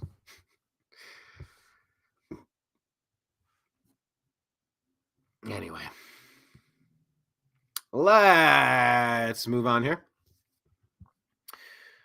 So D.E.I. in another case. Well, here, let me take this off the screen. Yeah, I've seen worse things. Let me just put a bow in this story. The race crate The race hate crime on the disabled child has united a nation in protest and disgust. No, because it's selective outrage. That's how I led the show. When I was talking about all those things at the beginning in the monologue, or the diatribe, whatever you'd like to call it, when I was discussing that at the beginning of the show, I was thinking about this story. So a lot of, I knew where I was going. You didn't quite have this piece of the puzzle, but it kind of makes sense if you rewatch the beginning. It's selective enforcement. It's selective coverage. It's selective outrage. And it's always one-sided. It's almost always bullshit. And it's super destructive. Oh my God, is it poison? It is venom. It is pure arsenic to the United States.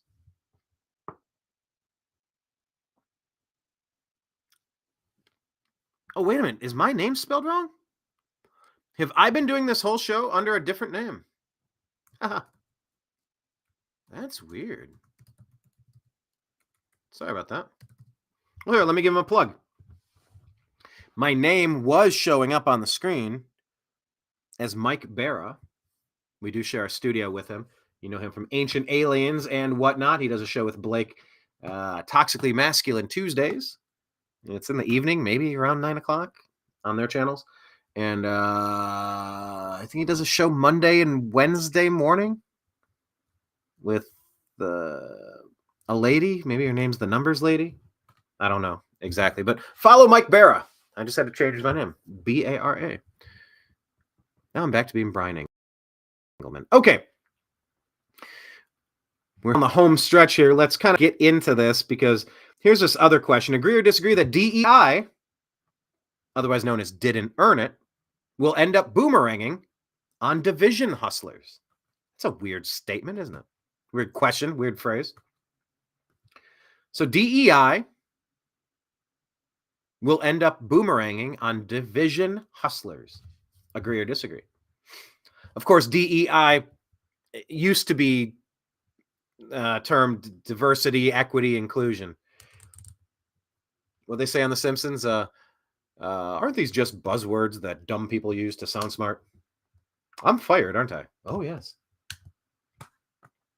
But these used to be called diversity, equity, inclusion, and it's like, aren't these just buzzwords that don't signify anything good, but they sound good? Is that all that's happening? Oh, yeah. Super racist. Super. So now DEI, which used to be called diversity, equity, inclusion, is now simply known as didn't earn it. Didn't earn it. That's why when you see the Biden administration, and that's such a weird phrase to say because it's just, you don't want to give former Vice President Biden the dignity of this office, that how he seized control of this country is something that we'll see how the history books are written.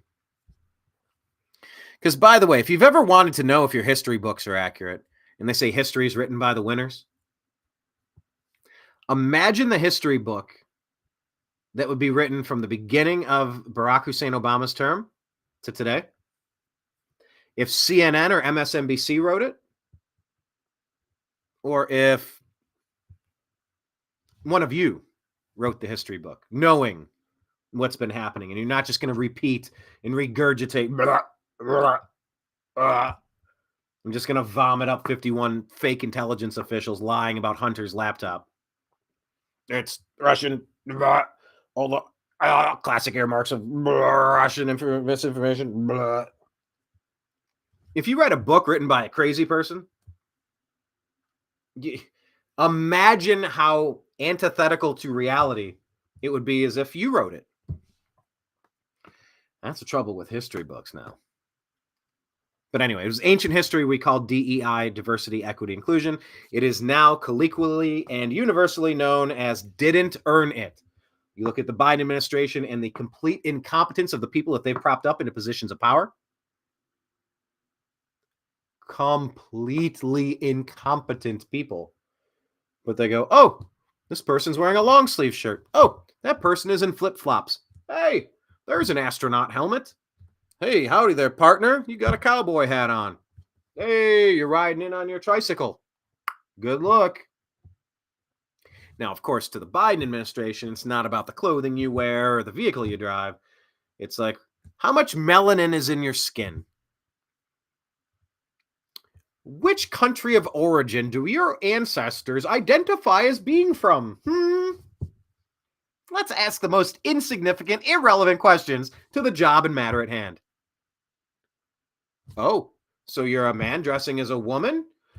I feel as though you should be front and center of our military, giving us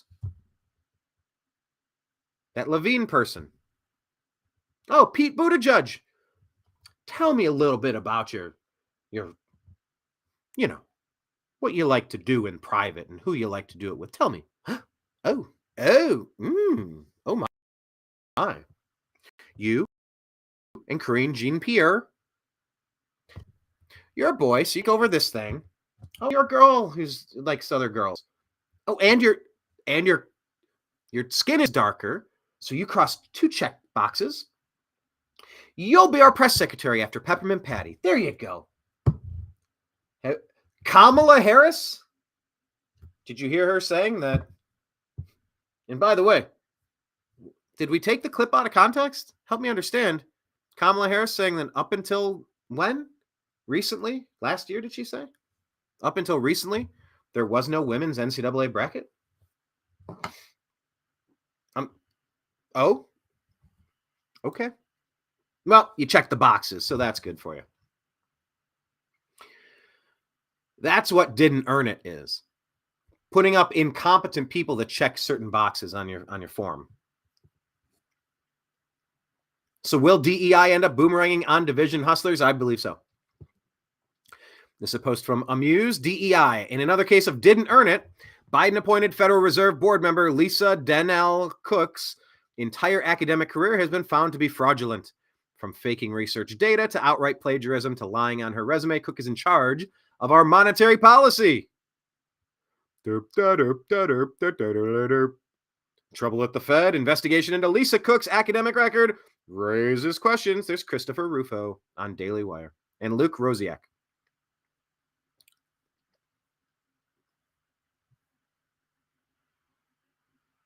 I do. I think that what this is doing is, like when you get caught smoking smoking a cigarette behind the garage or something, and your dad catches you. What are you doing? Yo, you had a cigarette? Yo, you're a smoker now. All right. We're going to sit here and you're going to smoke this and go. All right, tough guy. You're smoking every cigarette. Let's go. Back to back to back before you can come in. No dinner. Yeah, I'm not even unlocking the back door until you do this. Show them. Take the mask off. When the New American Media went to the Republican National Committee convention in Cleveland in 2016, that was when Trump accepted his nomination at Quicken Loans Arena, we recorded so many interesting encounters. One such interesting encounter was Jimmy Dore spitting on Alex Jones on the set of The Young Turks. So go view that one. That's hilarious. Another one was outside of the Schottenstein Center. I believe it was Schottenstein Center. Milo Yiannopoulos was hosting a Gay Republicans for Trump event. I believe that was the day he got banned off Twitter. That was before anybody got banned off Twitter. Milo accomplished that. By the way, if Milo could keep his crazy stuff up on the shelf for a little bit, he would be an incredible press secretary. Interesting. 85% of the stuff I hear him say is very... I just see him as a White House press secretary. 10, 15% of the stuff I'm like, I don't know about that. But what we witnessed was the Scooby-Doo masks coming off. Scooby-Doo masks off. And this was Joel Pollack from Breitbart, one of the main editors there. I'm not entirely certain which position he holds today, but really high up the list. Filming The Daily Show on Comedy Central, who was filming and interviewing people walking out of the Gay Republicans for a Trump event. The producer for The Daily Show got in the face of the Breitbart producer, trying to block his view and this and that. And it's like, hey, this is public. This is a public school. It's a public street. I can be wherever I want, film wherever I want. He goes, no, you can't. Blah, blah, blah. We're here. He's like, you can't get a permit to be here. It's public space. It's public space. He goes, I'll film whatever I want. He goes, you know what? I know what you're doing. I know why you're here. You're trying to ambush Gay Republicans for Trump attendees at the Republican convention to ask them questions, to try to get them in a gotcha, to make them look stupid. I know what you do. I've seen how you edit these things together. You deceptively edit these things together so you can make fun of them. Well, this is my event, and I'm not going to let you make fun of them. Yes, you can film them. You can ask them their questions, but I'm going to record you in full context of the question you're asking and the answer they're giving. Because I know how you do this. You chop them up, you splice them up, they react to one thing, but you make it look like they answered a different question a different way. He goes, you're deceptive, and I'm calling you out on that. Scooby-Doo mask off. And the Daily Show producer at that point threw a chicken wing into the guy. And Joel was like, hey, man, you might want to keep your hands off me. That's assault. Like you're not going to strong arm me here, pal. Keep your hands off me. And eventually they got the Daily Show people to close up their cameras and leave, turn off their lights and go. Because they were up to some shady stuff. So anyway, the Scooby-Doo mask off of media. The Scooby-Doo mask is off of The Daily Show. The Scooby-Doo mask is off of MSNBC, CNN. The Scooby-Doo mask is off of the rhinos like Cheney and Romney and these fake Republicans, the speaker Kevin McCarthy, these clowns. Their masks are off. We know who you're working for. You're with the deep state. We know what you're doing. We know who you are. Masks off. So DEI, hey, let's have as much Karine Jean-Pierre as possible. Let's do it. Because you are so incompetent, so unqualified, attempting to gaslight us like we are the disabled children from the previous story, talking to us like we're an elementary school kid on a bus. Excuse me. DEI is backfiring gloriously. Imagine a kid on the baseball team. It's like, oh, I want to pitch. Let me pitch. It's like, we practice and you're not very good at pitching. Then the dad comes in. He's like, oh, my boy ought to pitch. I think he needs to. You should let him pitch. My boy, doggone it. And then either he'll threaten him or he'll just try to convince him, or he'll try to strong arm him, or he'll try to, look, I'll give you $100. Just give him one. He wants to pitch. Can you just start him? If he gets rocked, keep $100. But like, so you either get bribed or threatened or blackmailed. And the kid pitches and he gets shell-shocked. Gives up 9 runs, 1 out. That was just an accidental out. 3, 4, 5 walks. Can't get out of the first inning. That's what's happening with DEI. Show us all who you are underneath your Scooby-Doo masks.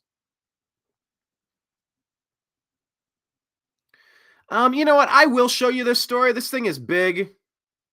Let me click on this, go full screen.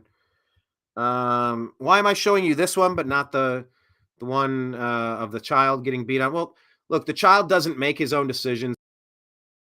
He's disabled. You know, what's the phrase I'm thinking of? That unto the least of my brothers you do unto me. So unlock the doors. How is this? Here we go.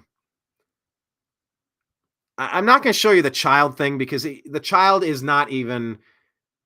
It's the same reason why Ashley Biden can't consent to getting fondled by Joe Biden, by being molested and abused by Joe Biden, as it says in the diary of Ashley Biden.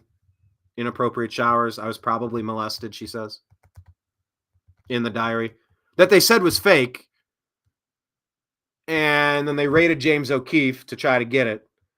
And then they just found somebody guilty of giving the diary to James O'Keefe that doesn't exist, that isn't real, but it's obviously real enough because she's alleged to have, stolen it? But it was left behind at a rehab center, just like Hunter Biden's laptop was left behind at a electronics repair shop. It's almost as if the Biden children are crying out for help, taking off their own Scooby-Doo mask and saying, "Help. I'm in so deep here." You don't accidentally leave this stuff laying around. It's like you intentionally leave it so that the whole story can be exposed. But the reason why I don't share that is because the kid cannot consent any more than Ashley Biden can consent to an uncomfortable, molested shower from Joe Biden, the creepy child-smelling monster. Not a kindly old man, not a cool Jim Carrey, Saturday Night Live character, a monster. So I'm not going to share the kid who can't control himself, who isn't in charge of himself. He's not of a legal age to be making decisions, and he's just getting pummeled by this angry black lady. Ugh. It does something to you when you watch it. It makes it like the blood starts cooking. You know, in prison, they have justice for people that abuse helpless kids. And this woman was, it was gross. But anyway, this man here, he's driving a vehicle, you know, whether he's 16, I don't know his age. I don't know his name, and I don't need to know his name. I don't need to know the name of every idiot criminal. So I guess it could be a 16-year-old who's underage. Technically, if I call him an adult. Well, he's driving a vehicle making adult decisions. Let's just leave it at that. I have no problem showing you this because Libs of TikTok has turned into a very big account, right? 3 million followers. Look at that. How did they get so big? Not hating. It's just like, what is the secret sauce? What's the formula? I'd like to do that. They say the media is trying to push the new George Floyd movement after a police shooting in Chicago. The reality shows the individual in this white vehicle fired nonstop at the police. Do not fall for their propaganda. So here it is. Let's take a quick gander of this so that you know what's going on and you can comment on it. Unlock the doors now! Open the door now! Open the door now! Open the door now! I'm 6-4 David, shots fired! Shots fired! Hey! Hey! Shots fired! Okay, before we get too far into this, let me just back it up. Very clear directives being given. Very stressful situation from the jump. And the person inside the vehicle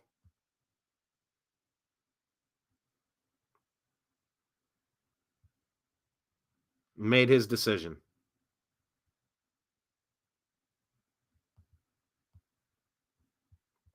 This is the, sorry, I'm just going to click on this other thing because it's an interesting point. CNN is also claiming in this video that the man shouldn't have been pulled over for a minor infraction. Yeah, how about we just pull people over? You know, how about we just, when they're committing crimes, obvious crimes, all right? And saying for a minor infraction, and they didn't know they were cops. Well, that's bullshit. They had lights on their vehicle, police in large letters on their clothes. Everyone who's a criminal knows the cops in unmarked cars. If he felt unsafe, he wouldn't have pulled over. He tried to shoot his way out, shot 11 times, and nearly killed them all. A sociopath with no regard for human life, and was probs being pulled over for all the damn drive-bys he's pulled. Well, that's, I don't like the comment. There's a little conjecture, a little speculation at the end there. No evidence of that, of course, but you get the point. Let's just watch this again. Clear directions. Unlock the doors now! Open the door now! Open the door now! Shots were fired from the guy inside. The door now! Because you can hear the difference. There's a different sound that was that the ear was picking up, different muffle sound from this person's vehicle. Then you hear the police firing back, which is much louder on the outside of the vehicle. Open the door now! Open the door now! Open the door now! Cops immediately retreat.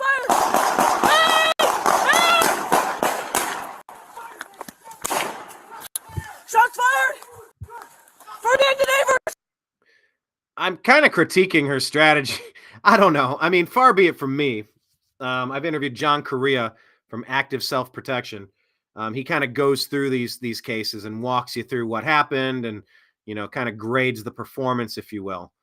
But yeah, let's watch it. I just found it interesting how she runs back behind the tree and just kind of stands there, then yelling some stuff. It's just in the heat of the moment, all these things, you just go into autopilot, Open the door now! I'm 6-4 David, shots fired, shots fired! Hey! She's calling it in. Shots fired! Fernando Neighbors, 10-1, 10-1! Hey!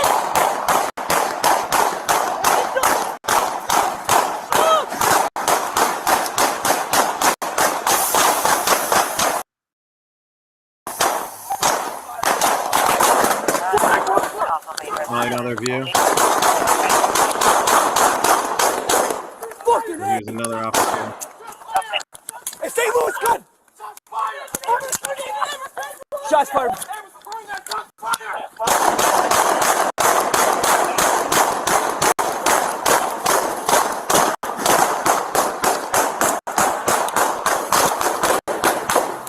Hey, shots fired! Pick it up! I mean,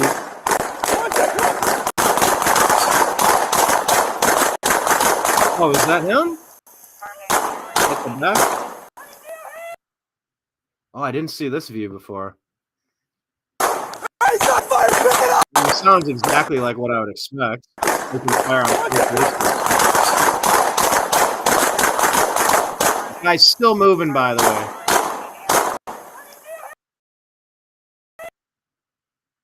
Right back there at the back of the vehicle.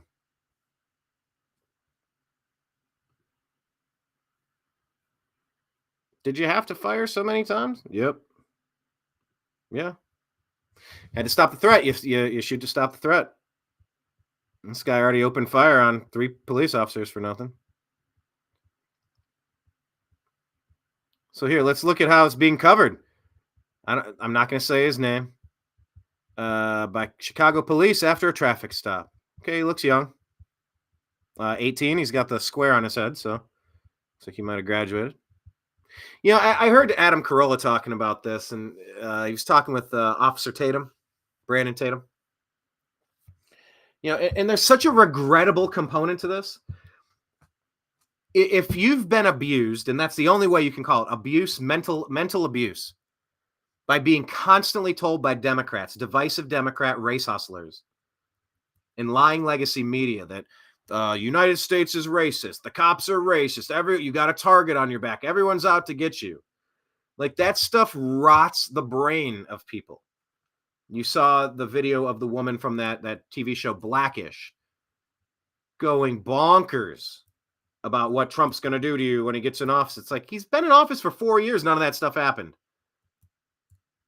And Adam was kind of feeling sympathetic when I was listening to this show doing the dishes the other day. It's just kind of like, it's such a shame. It's so irresponsible of the Democrats and CNN and MSNBC to constantly push this stuff. Imagine if this kid was scared because he's been mentally abused by Democrats and lying legacy media to make him think that he's got a target on his back, everybody hates him, and if he's pulled over, he's going to get executed, all because of the lies they constantly push. The Obama agenda. Constant race division. I said earlier in the show, I didn't vote for the guy, but it's like, well, if he can help heal some race relations, that'll be a net positive. Oh my God, no. All he's done is double down. Because you either have the theory that race is an insurmountable trauma, it's systemic, there's no getting out of it, you have to vote for us, we're the only ones on your side, they're evil, give us political power, else they're going to destroy you. That shit is poison. It is toxic. It is pure evil to perpetuate that stuff. But look at this. They're concerned about how many shots. Oh, it's a seatbelt check. Okay.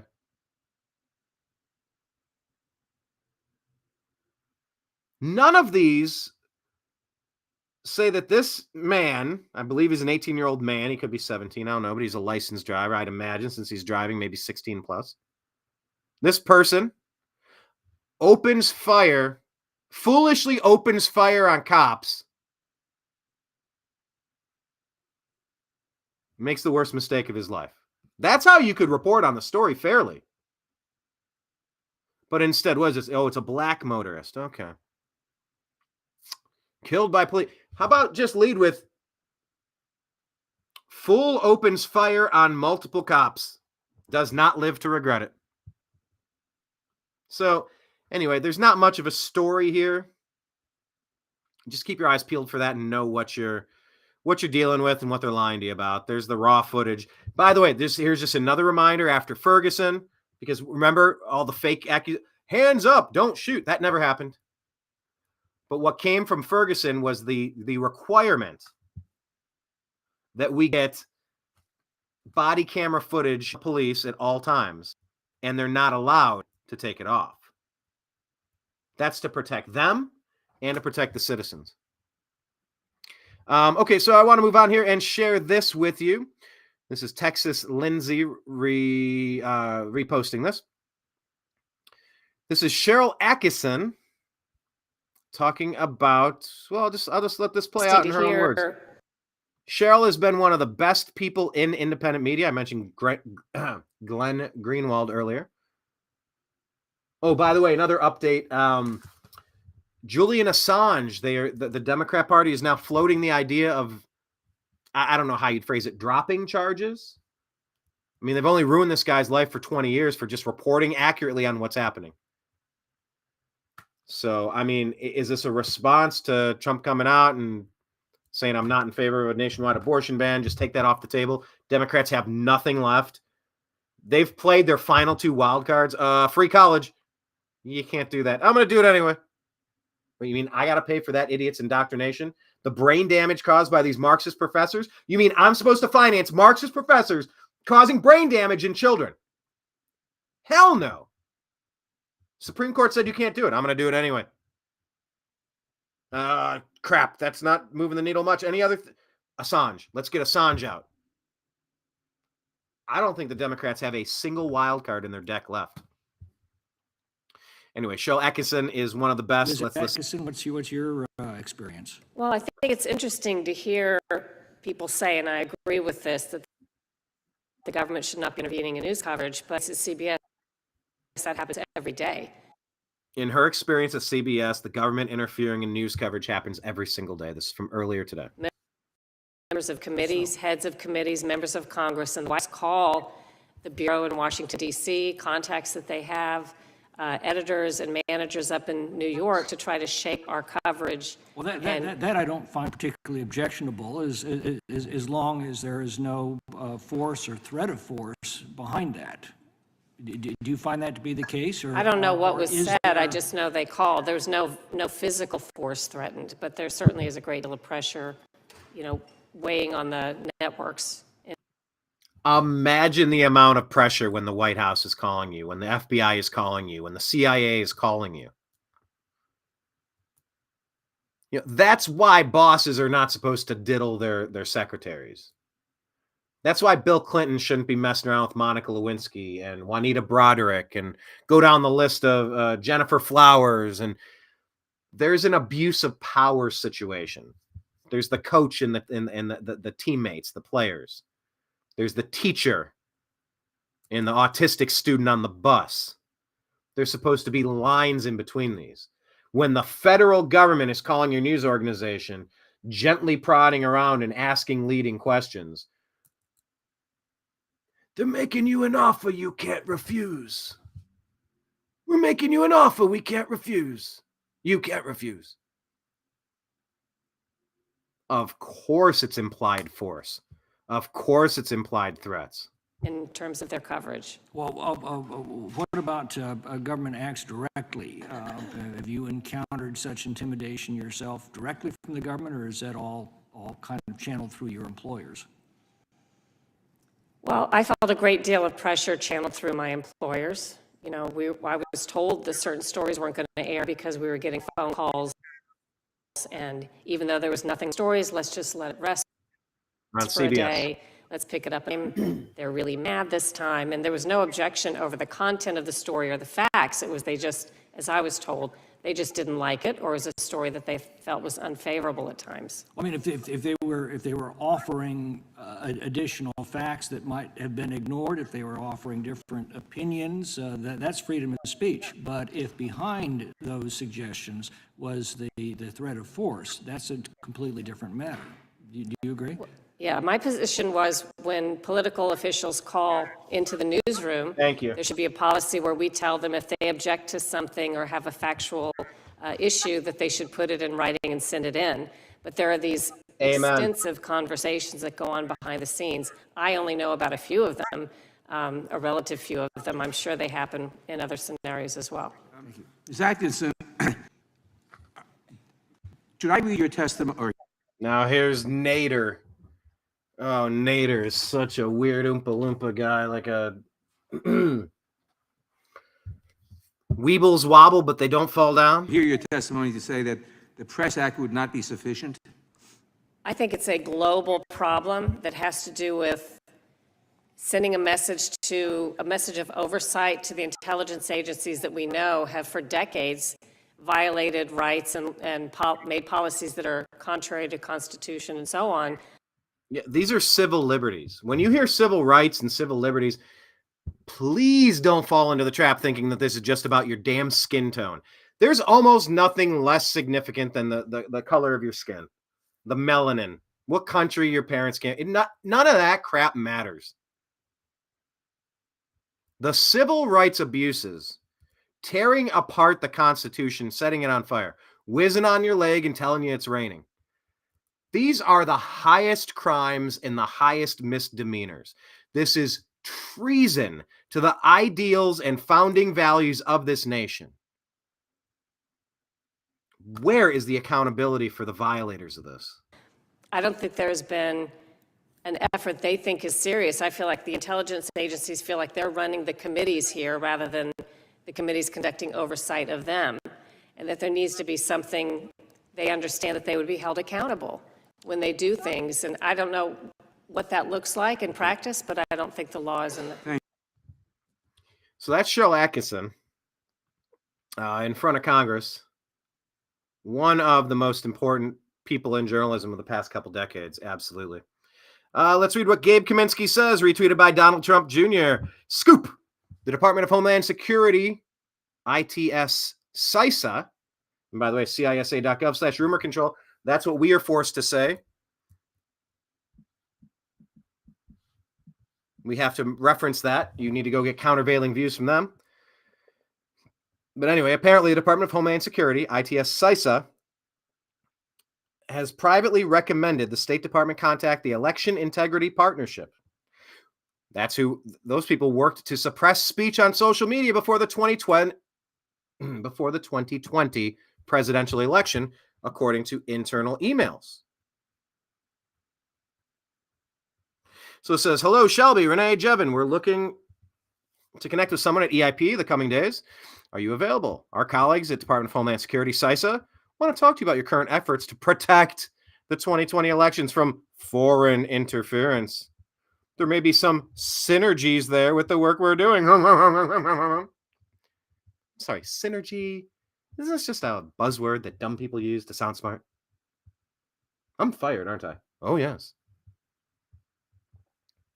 Let's hear what Adela Levis, who wrote this. Oh, she's the think tank liaison for the Global Engagement Center at the U.S. Department of State. Mission: to direct, lead, synchronize, integrate, and coordinate efforts of the federal government to recognize, understand. It's cut off. I'd be happy to at least talk about the EIP project, at least our perspective, the Election Integrity Partnership, at least from our perspective in the Center for an Informed Public at UW. Kate, CC'd, is leading our efforts in the CIP. She would be the best person. I'm happy to talk about the broader project. It'd be great to learn more.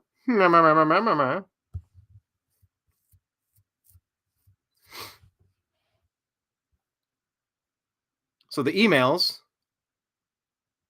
lead Donald Trump Jr. to say they're trying to do it again. They're trying to do it again. And where's Dad? Where's the adults in the room? Who's going to step in and stop this shit?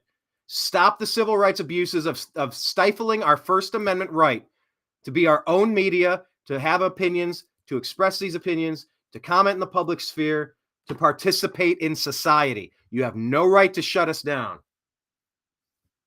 Damn it all. They're trying it again. Well, here's it. Oh, the post was unavailable. Now it's back. Post is unavailable. This was not unavailable a moment ago.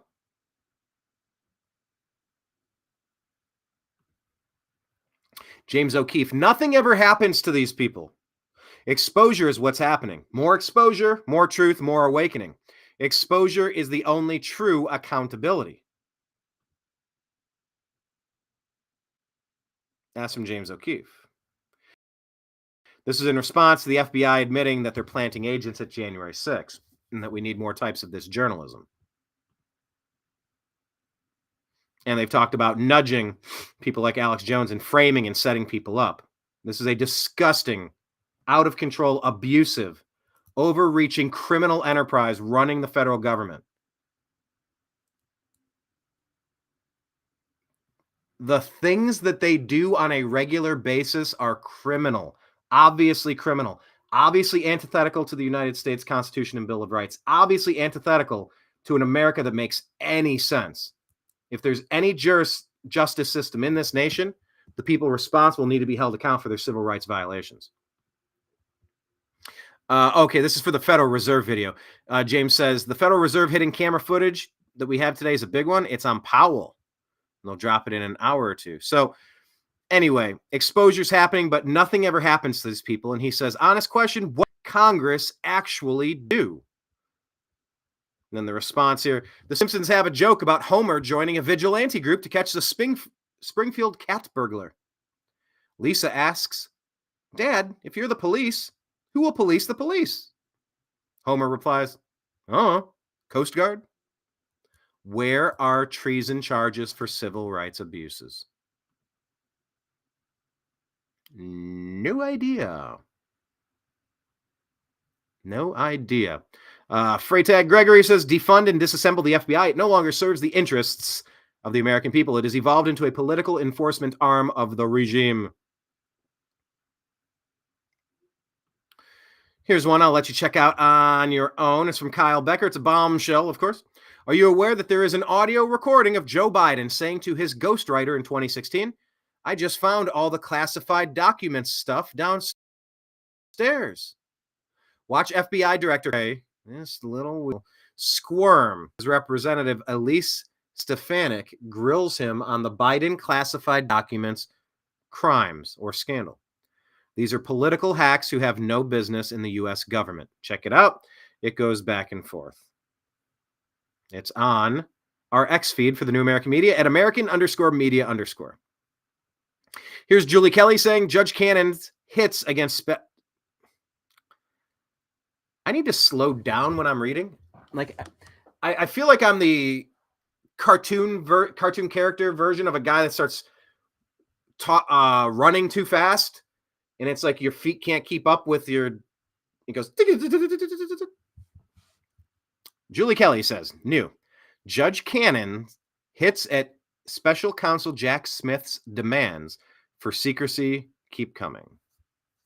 Jack Smith's demands for secrecy keep coming. Her hits against it. Okay. It's a weirdly phrased thing, Julie Kelly, but she details it. The court finds the special counsel's sweeping request and generalized rationales inadequate to overcome the public's common law interest in access to these materials.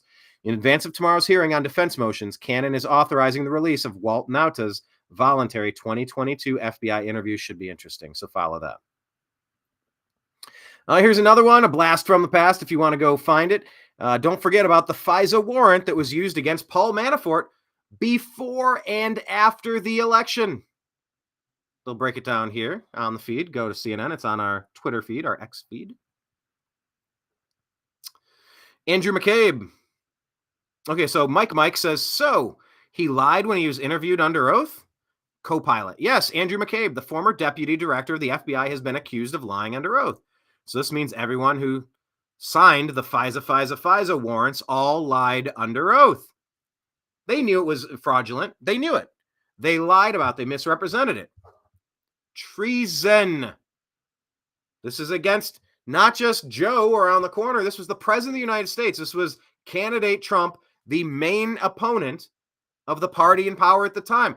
This,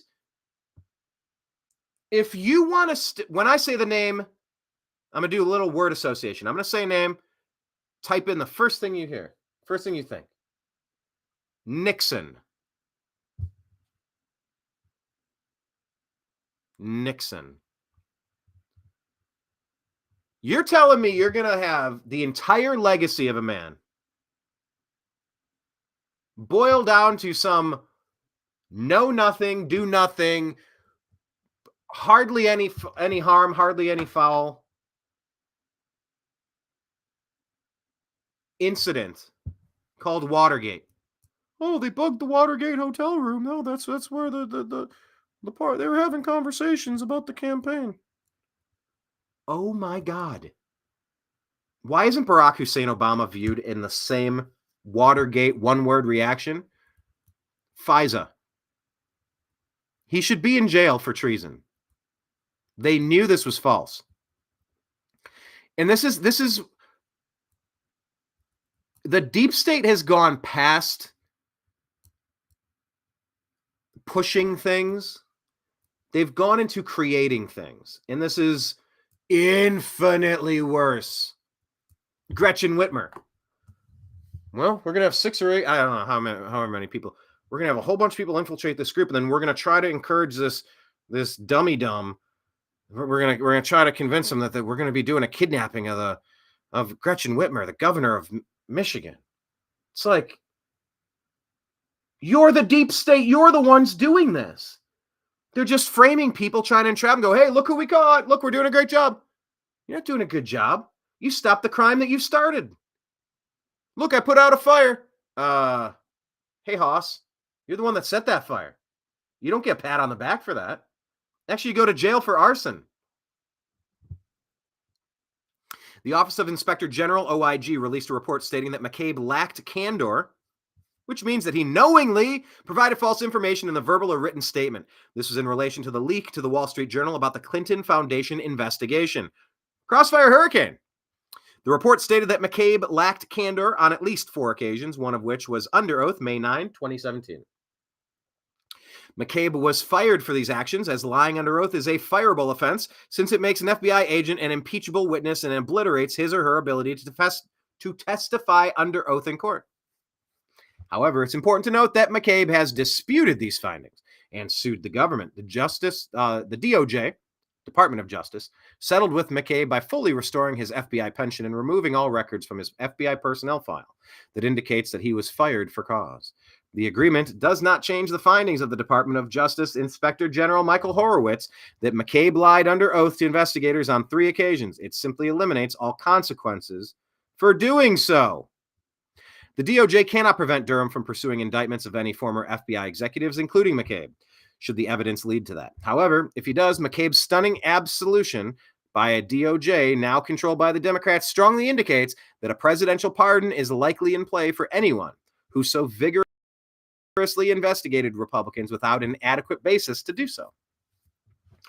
So they all get a pardon from Obama? Oh, I meant to say Biden. When if you and I lie under oath, you'd be jailed for years and years. Good versus evil. Children of darkness. Good post, Mike. Please, no Michelle jokes. Please. Not the time or place. Savannah replies, great city, by the way. Go visit. Something done intentionally is not a mistake. The only regret is that the FBI got caught. Good point. Paul Sperry says, disgraced former Deputy FBI Director McCabe this morning on CNN finally admitted the FISA application he signed to spy on Trump advisor Carter Page was wrong. There were many mistakes in that FISA, he confessed, and it was regrettable.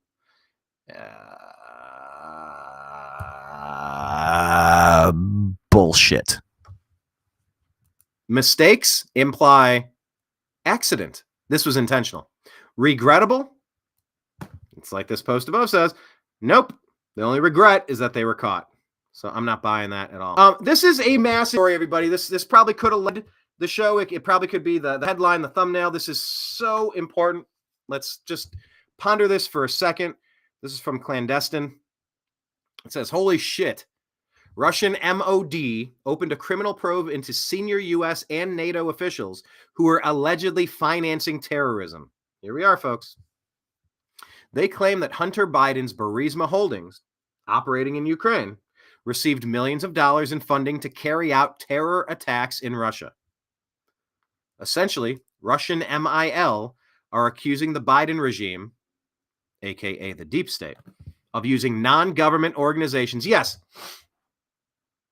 there's your buzzword. It's all about buzzwords in this year. Let's go to shorthand and let's kind of get to it.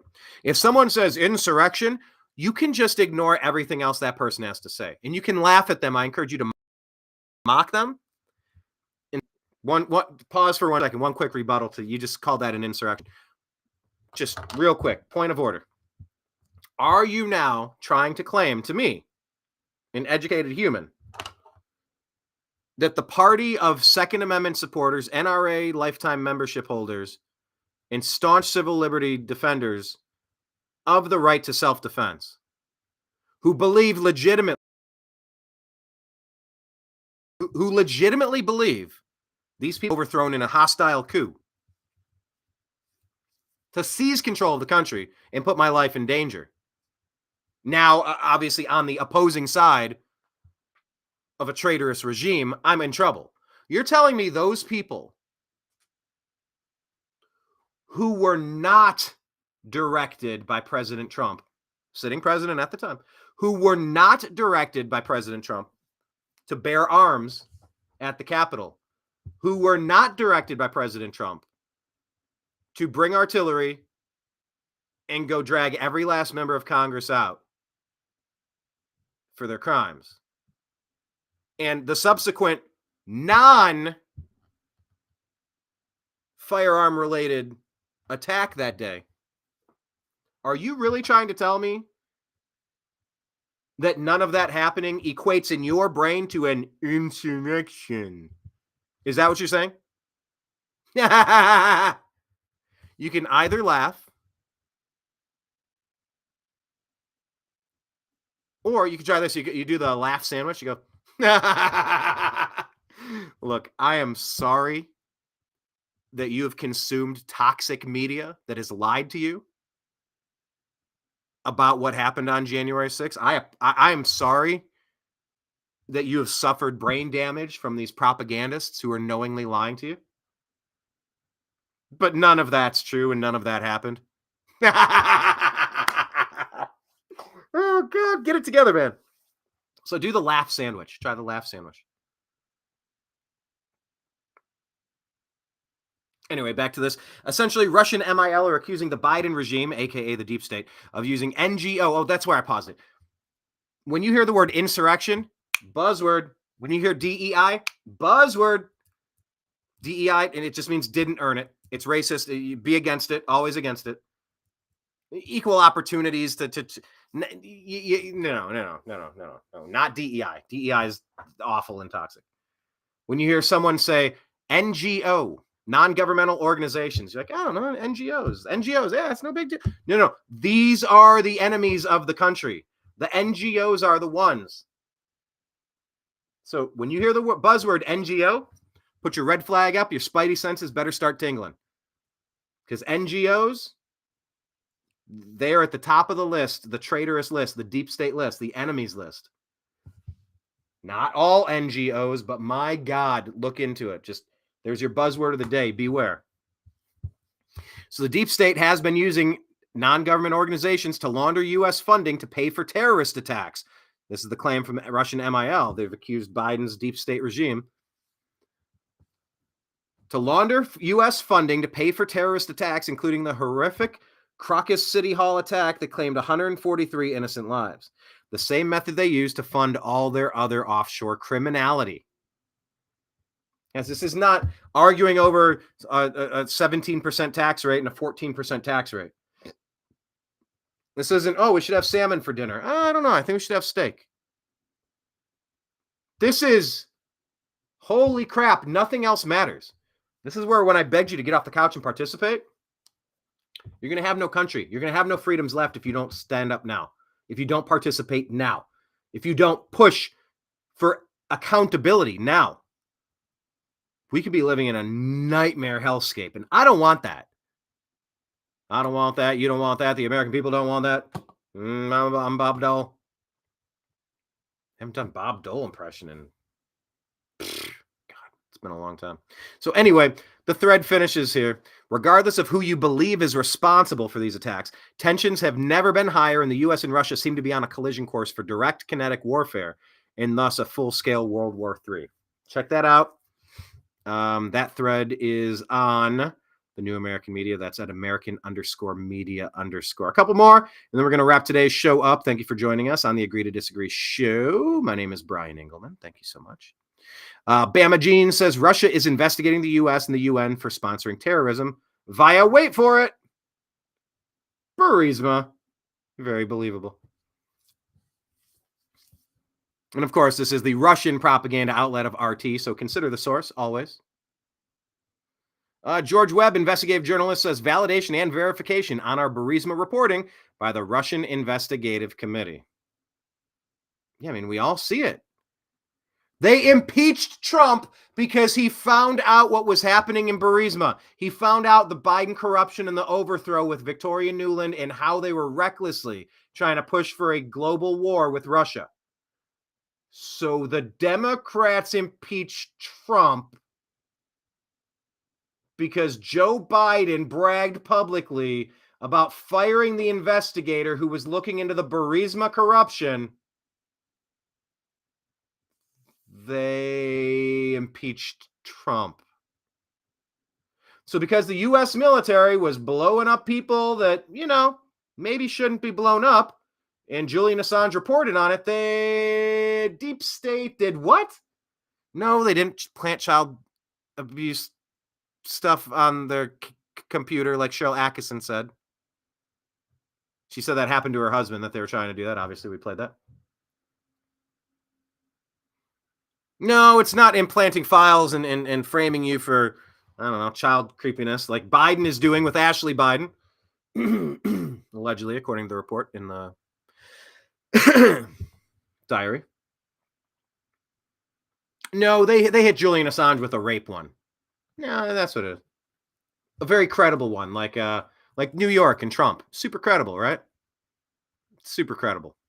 Kim.com says, wild times. Russian investigative committee found Ukrainian gas company Burisma funded the terror attack in Moscow. The same company that hired Hunter Biden and paid Joe Biden to get the prosecutor fired who was investigating them.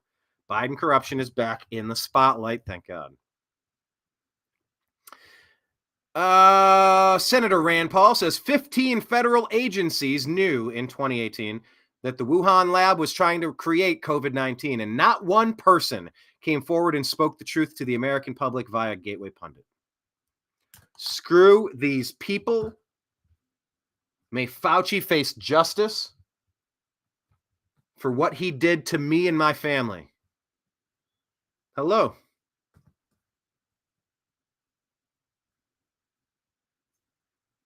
My name is Inigo Montoya. You killed my brother. Something, something.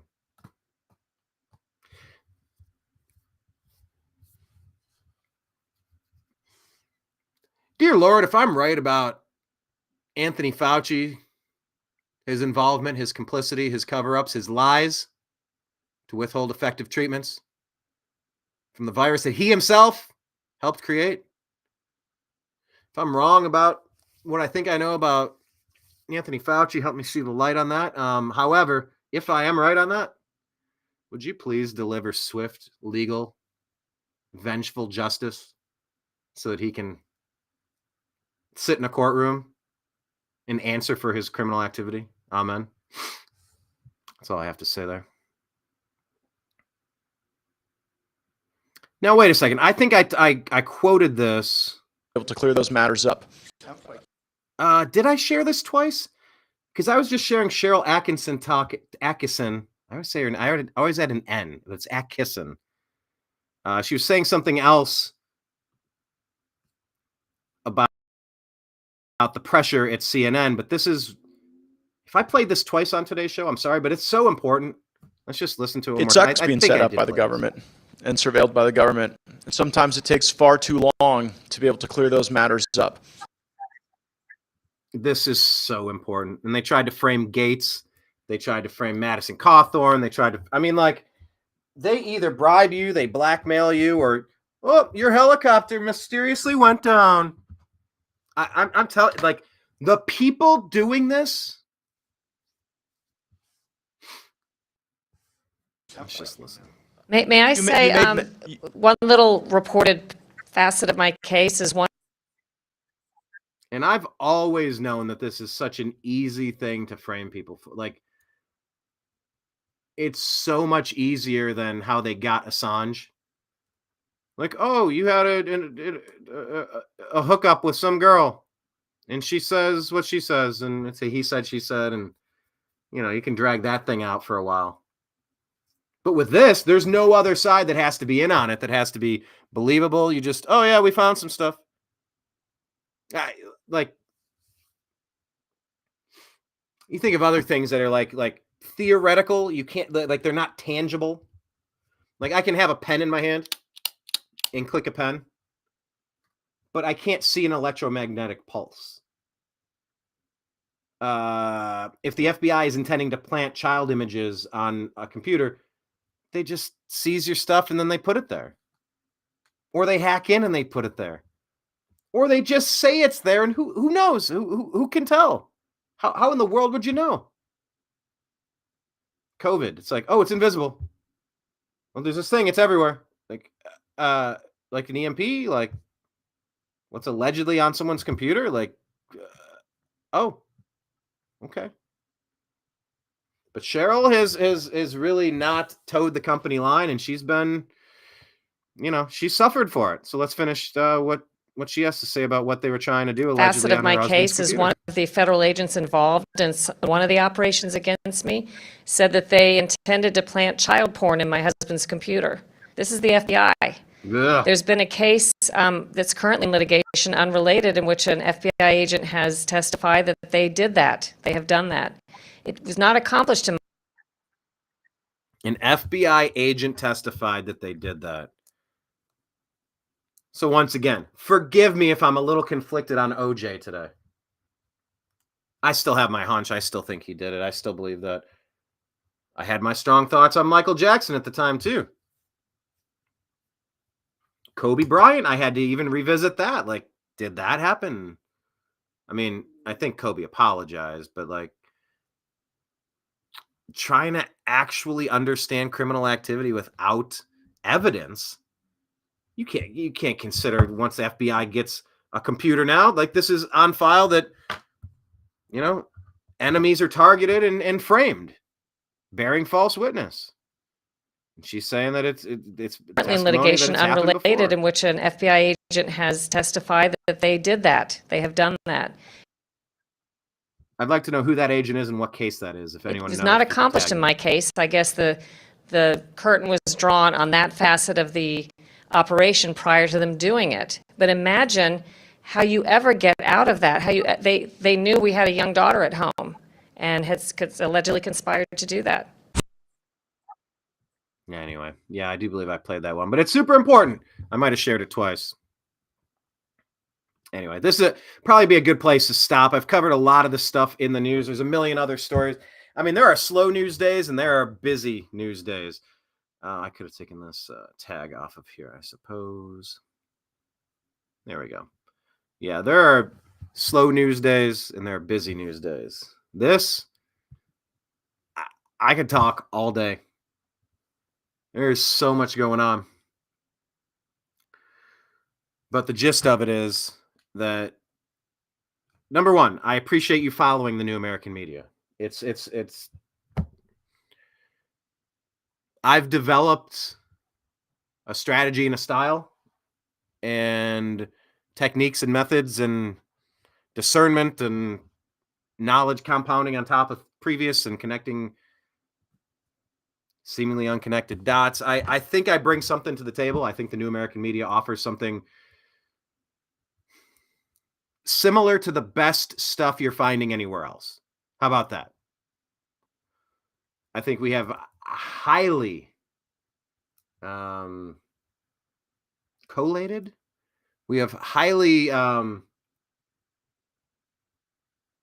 don't know what word I'm looking for. Let me abandon that. We scan the world and the internet for the funniest shit possible. I'm telling you, if you can't get a couple of laughs every now and then, I mean, that is all pressure build up, no release. You gotta have a couple of laughs. So we try to work humor in when we can. But we also try to get you the mind-bending, the underreported, the astonishing, the disgusting.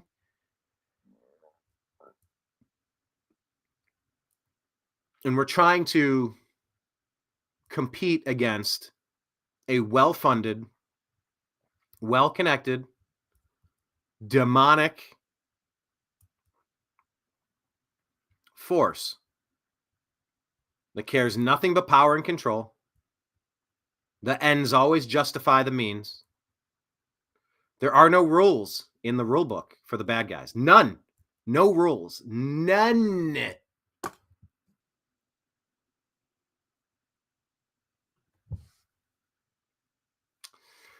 But when a long train of abuses, comma, ... we have to overthrow the shackles of this oppressive totalitarian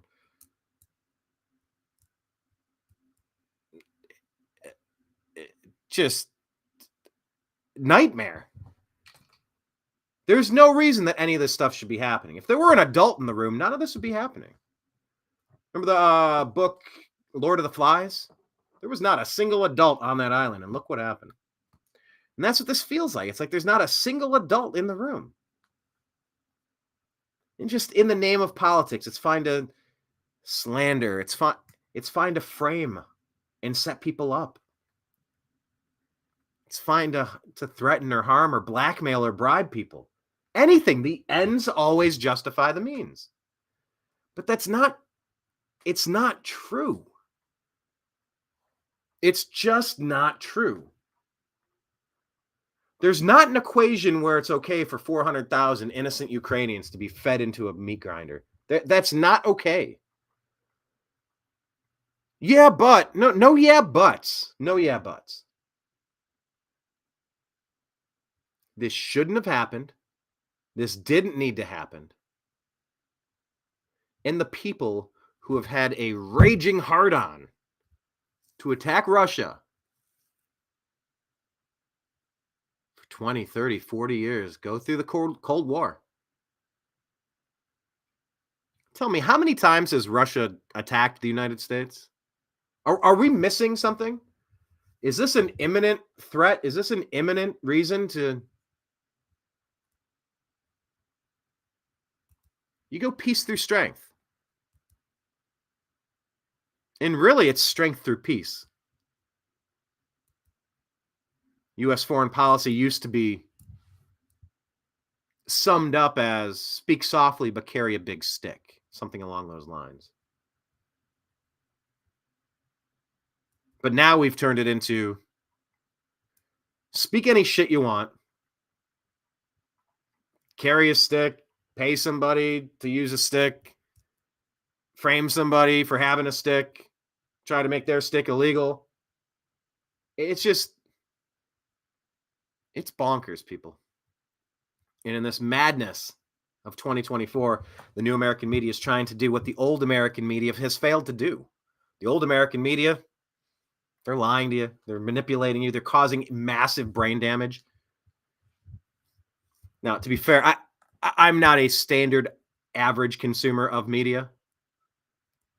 I'm more, you have winos and you have sommeliers. But I'm just saying, like, it's been so long since I've consumed media thinking it was media, thinking it was like fact. There's that famous phrase, if you don't watch the news, you're uninformed. If you do watch the news, you're misinformed. My God, is that's just perfectly stated. But here at the New American Media, we're telling you what's happening, and we're telling you what people are saying, and we're calling out the liars. We're breaking down the narratives. We're trying to unravel this stuff because it's like a fake Bubba Wallace noose tightening around our throats. I haven't been able to watch the news unironically in a very long time. So I don't suffer from the brain damage caused to people who just turn on CNN and it plays in their household all day long. You can add Fox to that list. I never used to, because at least they were like a conservative or a libertarian or a Republican counterpoint. But what I've seen in the past few years from Fox, I'm done with Fox as well. So like I could lump them all together for all I care. But here at the New American Media, we're not really funded by anybody who's pushing specific agendas onto you. All I care about is talking about what's happening, sharing what I think is the important stuff with you, and asking for your input, your feedback along the way, because I view this as a open-ended, ongoing conversation. I don't think anybody could be an expert on everything at the same time. So in the absence of that, we ask that you participate in the New American Media with us. And the way to do that is a couple of ways. Number one, however you're watching right now, hit like or hit subscribe, leave a comment. It's all about the algorithms. Subscribe all the places that we exist with the New American Media. Patreon.com. Maybe I could share I won't share it with you, but patreon.com/the New American Media. We got a $5 a month plan, a Notflix plan. It's like $15.95 for the Netflix, the amount you pay for that. So it's a $15.95 a month plan. There's a $100 a month plan, $1,000 a month, $10,000 a month, and $15,000 a month. However you have the ability, maybe you have more money than you have time. And maybe you have more smarts than you have guts. That's not to call you a coward. It just means like, look, you're working, you got a family, you don't want to risk it. Well, make a donation. Fund real media. Help put the old American media out of business. Help the new American media expand, cover expenses, hire more people, create more content. Deliver you more accuracy. That's all I'm looking for. I'm just trying to throw strikes. Other pitchers are trying to throw you knuckleballs and get you swinging at junk. I'm just trying to throw the ball down the plate. By the way, I've been having an itch on my nose this whole show. What does that mean? That somebody's writing a haiku about you? Something like that. But if you like the New American Media and what we do, that's the way you can help us. Go to patreon.com/the New American Media and set up to donate $100 a month, $5 a month. Sign up for the free account like Unholy Hoax did. Like whatever works. But just stay connected with us, please. There's power in numbers, and we are trying to grow. The other places we are, Instagram, the New American Media. Find the New American Media real quick. Pull up Instagram right now. Go to Instagram and type the New American Media, separate words, and then follow us, like us, watch a few things, heart a few things, comment a couple times. Then we might show up in your feed. Oh, but on Instagram, you got to go up and click because they've automatically limited people's political content. Now you have to unclick that so that you can receive it. So do that. It's very important, especially when the lying legacy media are just feeding BS to you. We're going to try to counteract that. Facebook, we have a page. Search The New American Media and like the page. They deleted it once. We got it back, so we'll see. We got to rebuild it from scratch. It was a very well-established page that they deleted with no cause, no explanation, no opportunity offered to remedy any alleged issue. Bastards. Also, our private group for the Agree to Disagree show. This show. You got to type it in exactly. Type in quotation marks. Capital TNAM, apostrophe, lowercase s, space, the Agree to Disagree show, quotation marks. It's a private group, and they'll say, how did you find our private group? And say, Brian sent me. Tell him that Sandman sent ya. Or you could just say, tell him the Sandman sent you. On X, we are at American_media_.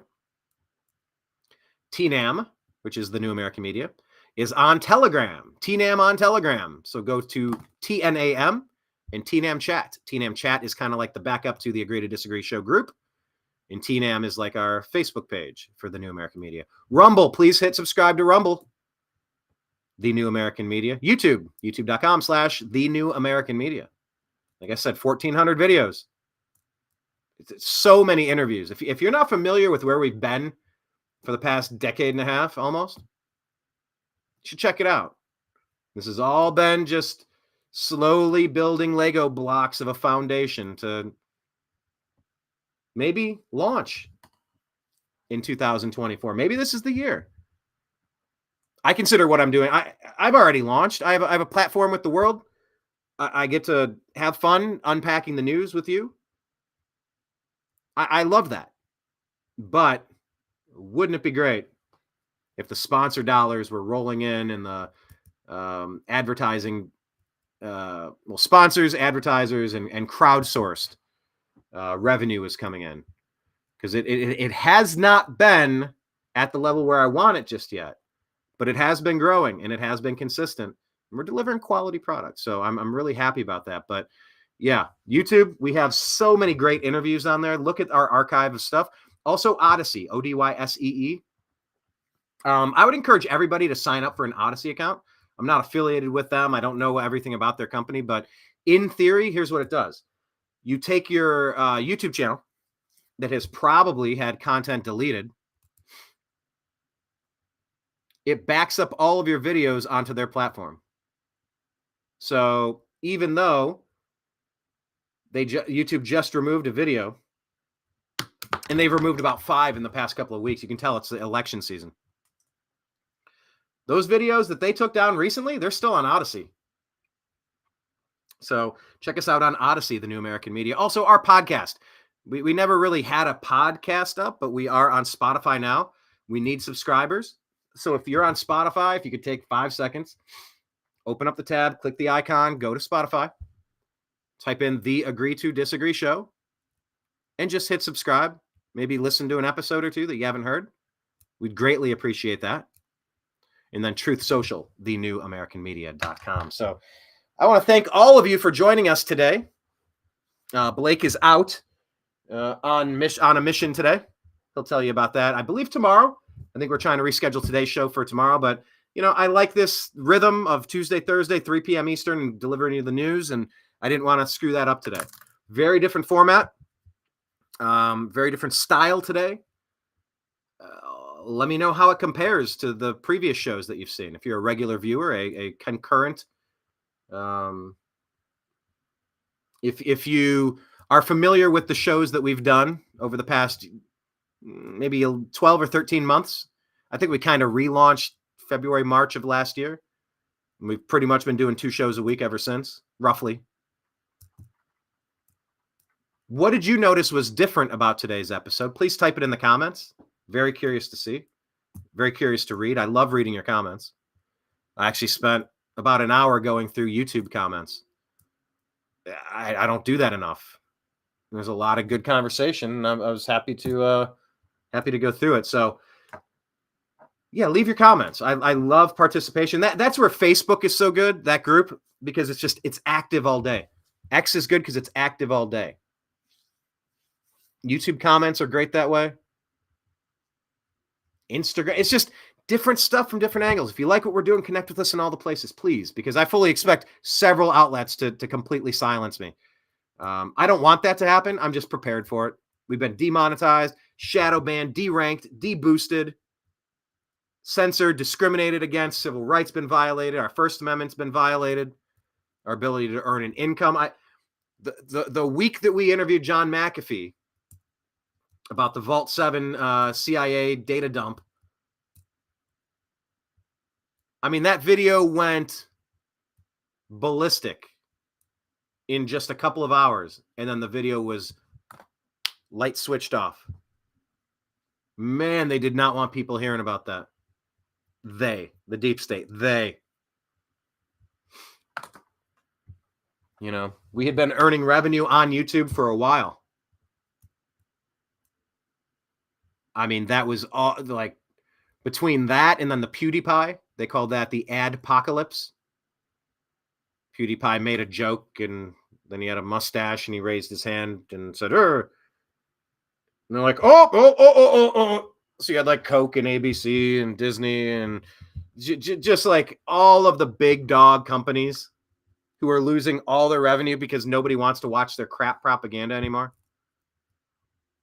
That was what they used, a PewDiePie joke, to downrank independent media, alternative media, the new American media, in favor of, what do they call it? Trusted content, reliable content, trusted content providers. It's like, oh, you're propaganda arms. There was an Ariana Grande concert in Europe, and there was tragically a shooting, and I went online live, and I did a live thing, and I'm big into preparedness and trying to be ready and when you're in public and have evacuation routes planned and just kind of always be ready. The Boy Scout philosophy of always be prepared. So I did a show and I'm like, when you go to a concert with somebody, when you park, make a point of texting each other. Oh, we're in A17. Okay. And then when you walk up, you go, oh, we're at the Southwest Gate. Text, write it down or text it or make note and just remember. And then when you go in, you find your seats. Okay, we're early. Let's go to the concession stand real quick. You go to a concession stand. It's like Joe's Hot Dogs or something. All right. If we're inside this arena and things get chaotic, there's our closest exit. We're going through that exit. If we can, let's meet at Joe's taco stand. I know it was hot dogs. Now it's tacos. Joe's Tamales. If we can't meet there, we'll go back to the Southwest entrance. And if that's too chaotic, we'll meet at the car in A17. Have a plan and a backup plan and a backup in case things get chaotic, the lights go out, smoke, people start shooting, people start screaming, we're in a stampede. It could be any number of 75 things that you want to be aware of when you're out at a concert. I mean, look what just happened in Russia, for God's sake. God's sake? God's sakes? Is that plural or single? So we went live. We did an Ariana Grande shooting thing as it was happening. We just kind of reminded people, be careful, be safe. And we talked about those strategies. And they deleted our footage. They deleted our show. And they called it, you can't post this because it's sensitive subject matter. I go, we're a news organization. We can report on whatever the fuck we want to talk about. No, they deleted it. Got the big warning message. Or what was it? They deleted it or they downranked it. Or they shadow banned it, where they left it up, but they made sure nobody could see it. Kind of like my interview with Larry Elder. Even when you type it exactly, they won't show it to you. I've interviewed Larry several times. I'd like to have him back on again. Maybe on that one, they demonetized us. Sorry, you're unable to monetize this because it's sensitive subject matter. I'm like, we're a news organization. We cover what's happening. They refuse to monetize it. The deep state has taken my legs out, has taken my funding away. It's been a 13-year journey of bullshit trying to fight these assholes. That Ariana Grande, I'll never forget how that all played out. And I'm looking on the side. It's like the New American Media and the Agree to Disagree show used to be suggested material because like they used to organically, if you find these topics and you like these people, you might like this content and these people. They stopped doing that. It was cutting into their bottom line. NBC, Universal, CBS, Fox. Yeah, they didn't like PewDiePie and Brian Engelman and the New American Media taking a single dollar from their advertising dollars. So what happened? My video demonetized. All of the suggested subject matter because I typed in Ariana Grande for the title. Oh, look. There's CNN covering the Ariana Grande shooting in Stampede. Oh, look. There's MSNBC covering the Ariana Grande shooting. Oh, look. There's Fox. You go, I wonder. You click on it. Oh, look. Here's a Pepsi commercial. Oh, they want to sell me a Ford truck. Wow. So NBC can make advertising dollars off of sensitive subject matter. But I cannot cover the fucking news.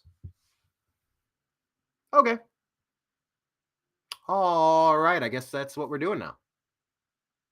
So this journey has been interesting, arduous, frustrating, galvanizing, inspiring.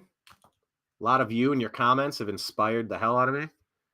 Some of the things you've said and the things that it means a lot. I appreciate your feedback, especially when it's genuine and, you know, not just a sock puppet account. I swear my nose keeps itching. Someone is writing a haiku about me.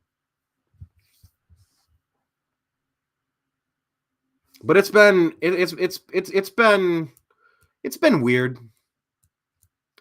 I've wanted to work in media for a long time, and I just figured I'll just start one, because then I work for me and I can, like, I'm my own boss. I don't know, me and bosses, maybe not the best match, especially when they don't know what they're talking about, and especially when they're not being honest, and especially when they're not competent, and especially what, you know, like those situations. So I have rejected, I have held off on trying to apply. You know, I do that sports show, the Unhappy Hour sports show. Follow that in all the places too. The Unhappy Hour. I mean, how cool would it be to like work at ESPN or something, or Fox Sports? And it's like you see the people that get fired, Kurt Schilling, and you see what LeBron's doing and everything, an acolyte of Obama, and everything's racist, this, and Nike, Kaepernick, that, pushing fake data, fake statistics, fake stories, fake summarizations of racial politics. And like, why is this sports? Why are you in my sports screen doing this? I'm like, oh, I got great takes on all these. There's no way ABC, ESPN, Disney would allow someone like me to work there. And you're like, I don't know, maybe I'll work for independent media. What? Well, non-Democrat media is like Fox. And you're like, oh God, Fox has lost the plot. They haven't been relevant, reliable, believable, or principled in a long time, if ever. You're like, I don't know. What are these other outlets? And it's like, I don't know. I just want to build my own thing. I just want to do my thing. I want to do a show where I get to unpack what's happening, and I want to have a chance to hear what you're thinking and vent to you what I'm feeling. I used to write a column in college. I was the assistant opinion editor for our opinion page.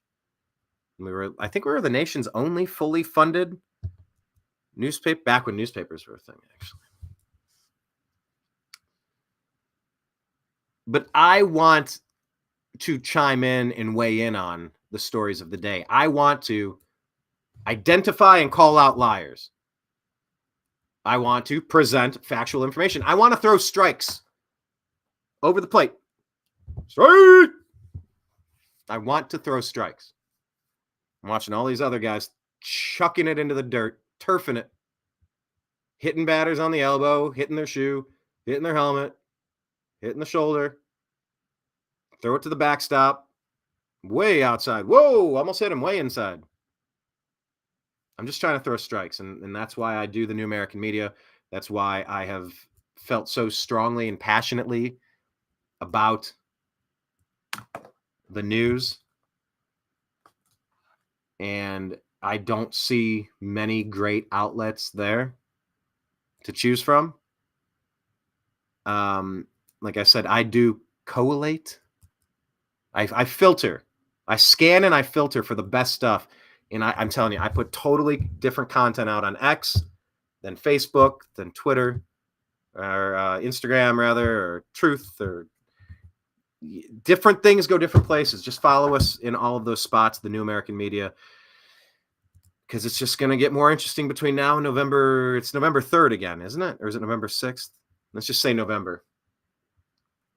And we appreciate you joining us on this journey.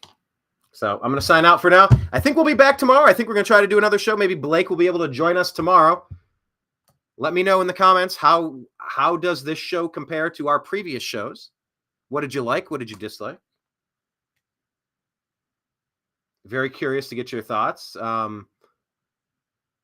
In a way, not that it matters, but in another way, I'm listening. If you make compelling points, maybe you'll leave some comments that I hadn't really considered and might elucidate. It might inspire me to consider some different stuff. I said a long time ago, that's the best part about the internet and the new American media. Before I created the new American media, I said the best part about the new media, the best part about the news in the 2000s or whatever, the best part is that it's an ongoing conversation.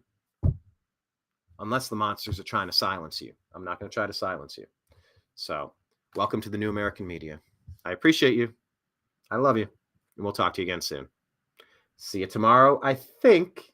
Hit subscribe, hit like, find us on all the platforms, please. We'll talk to you again soon.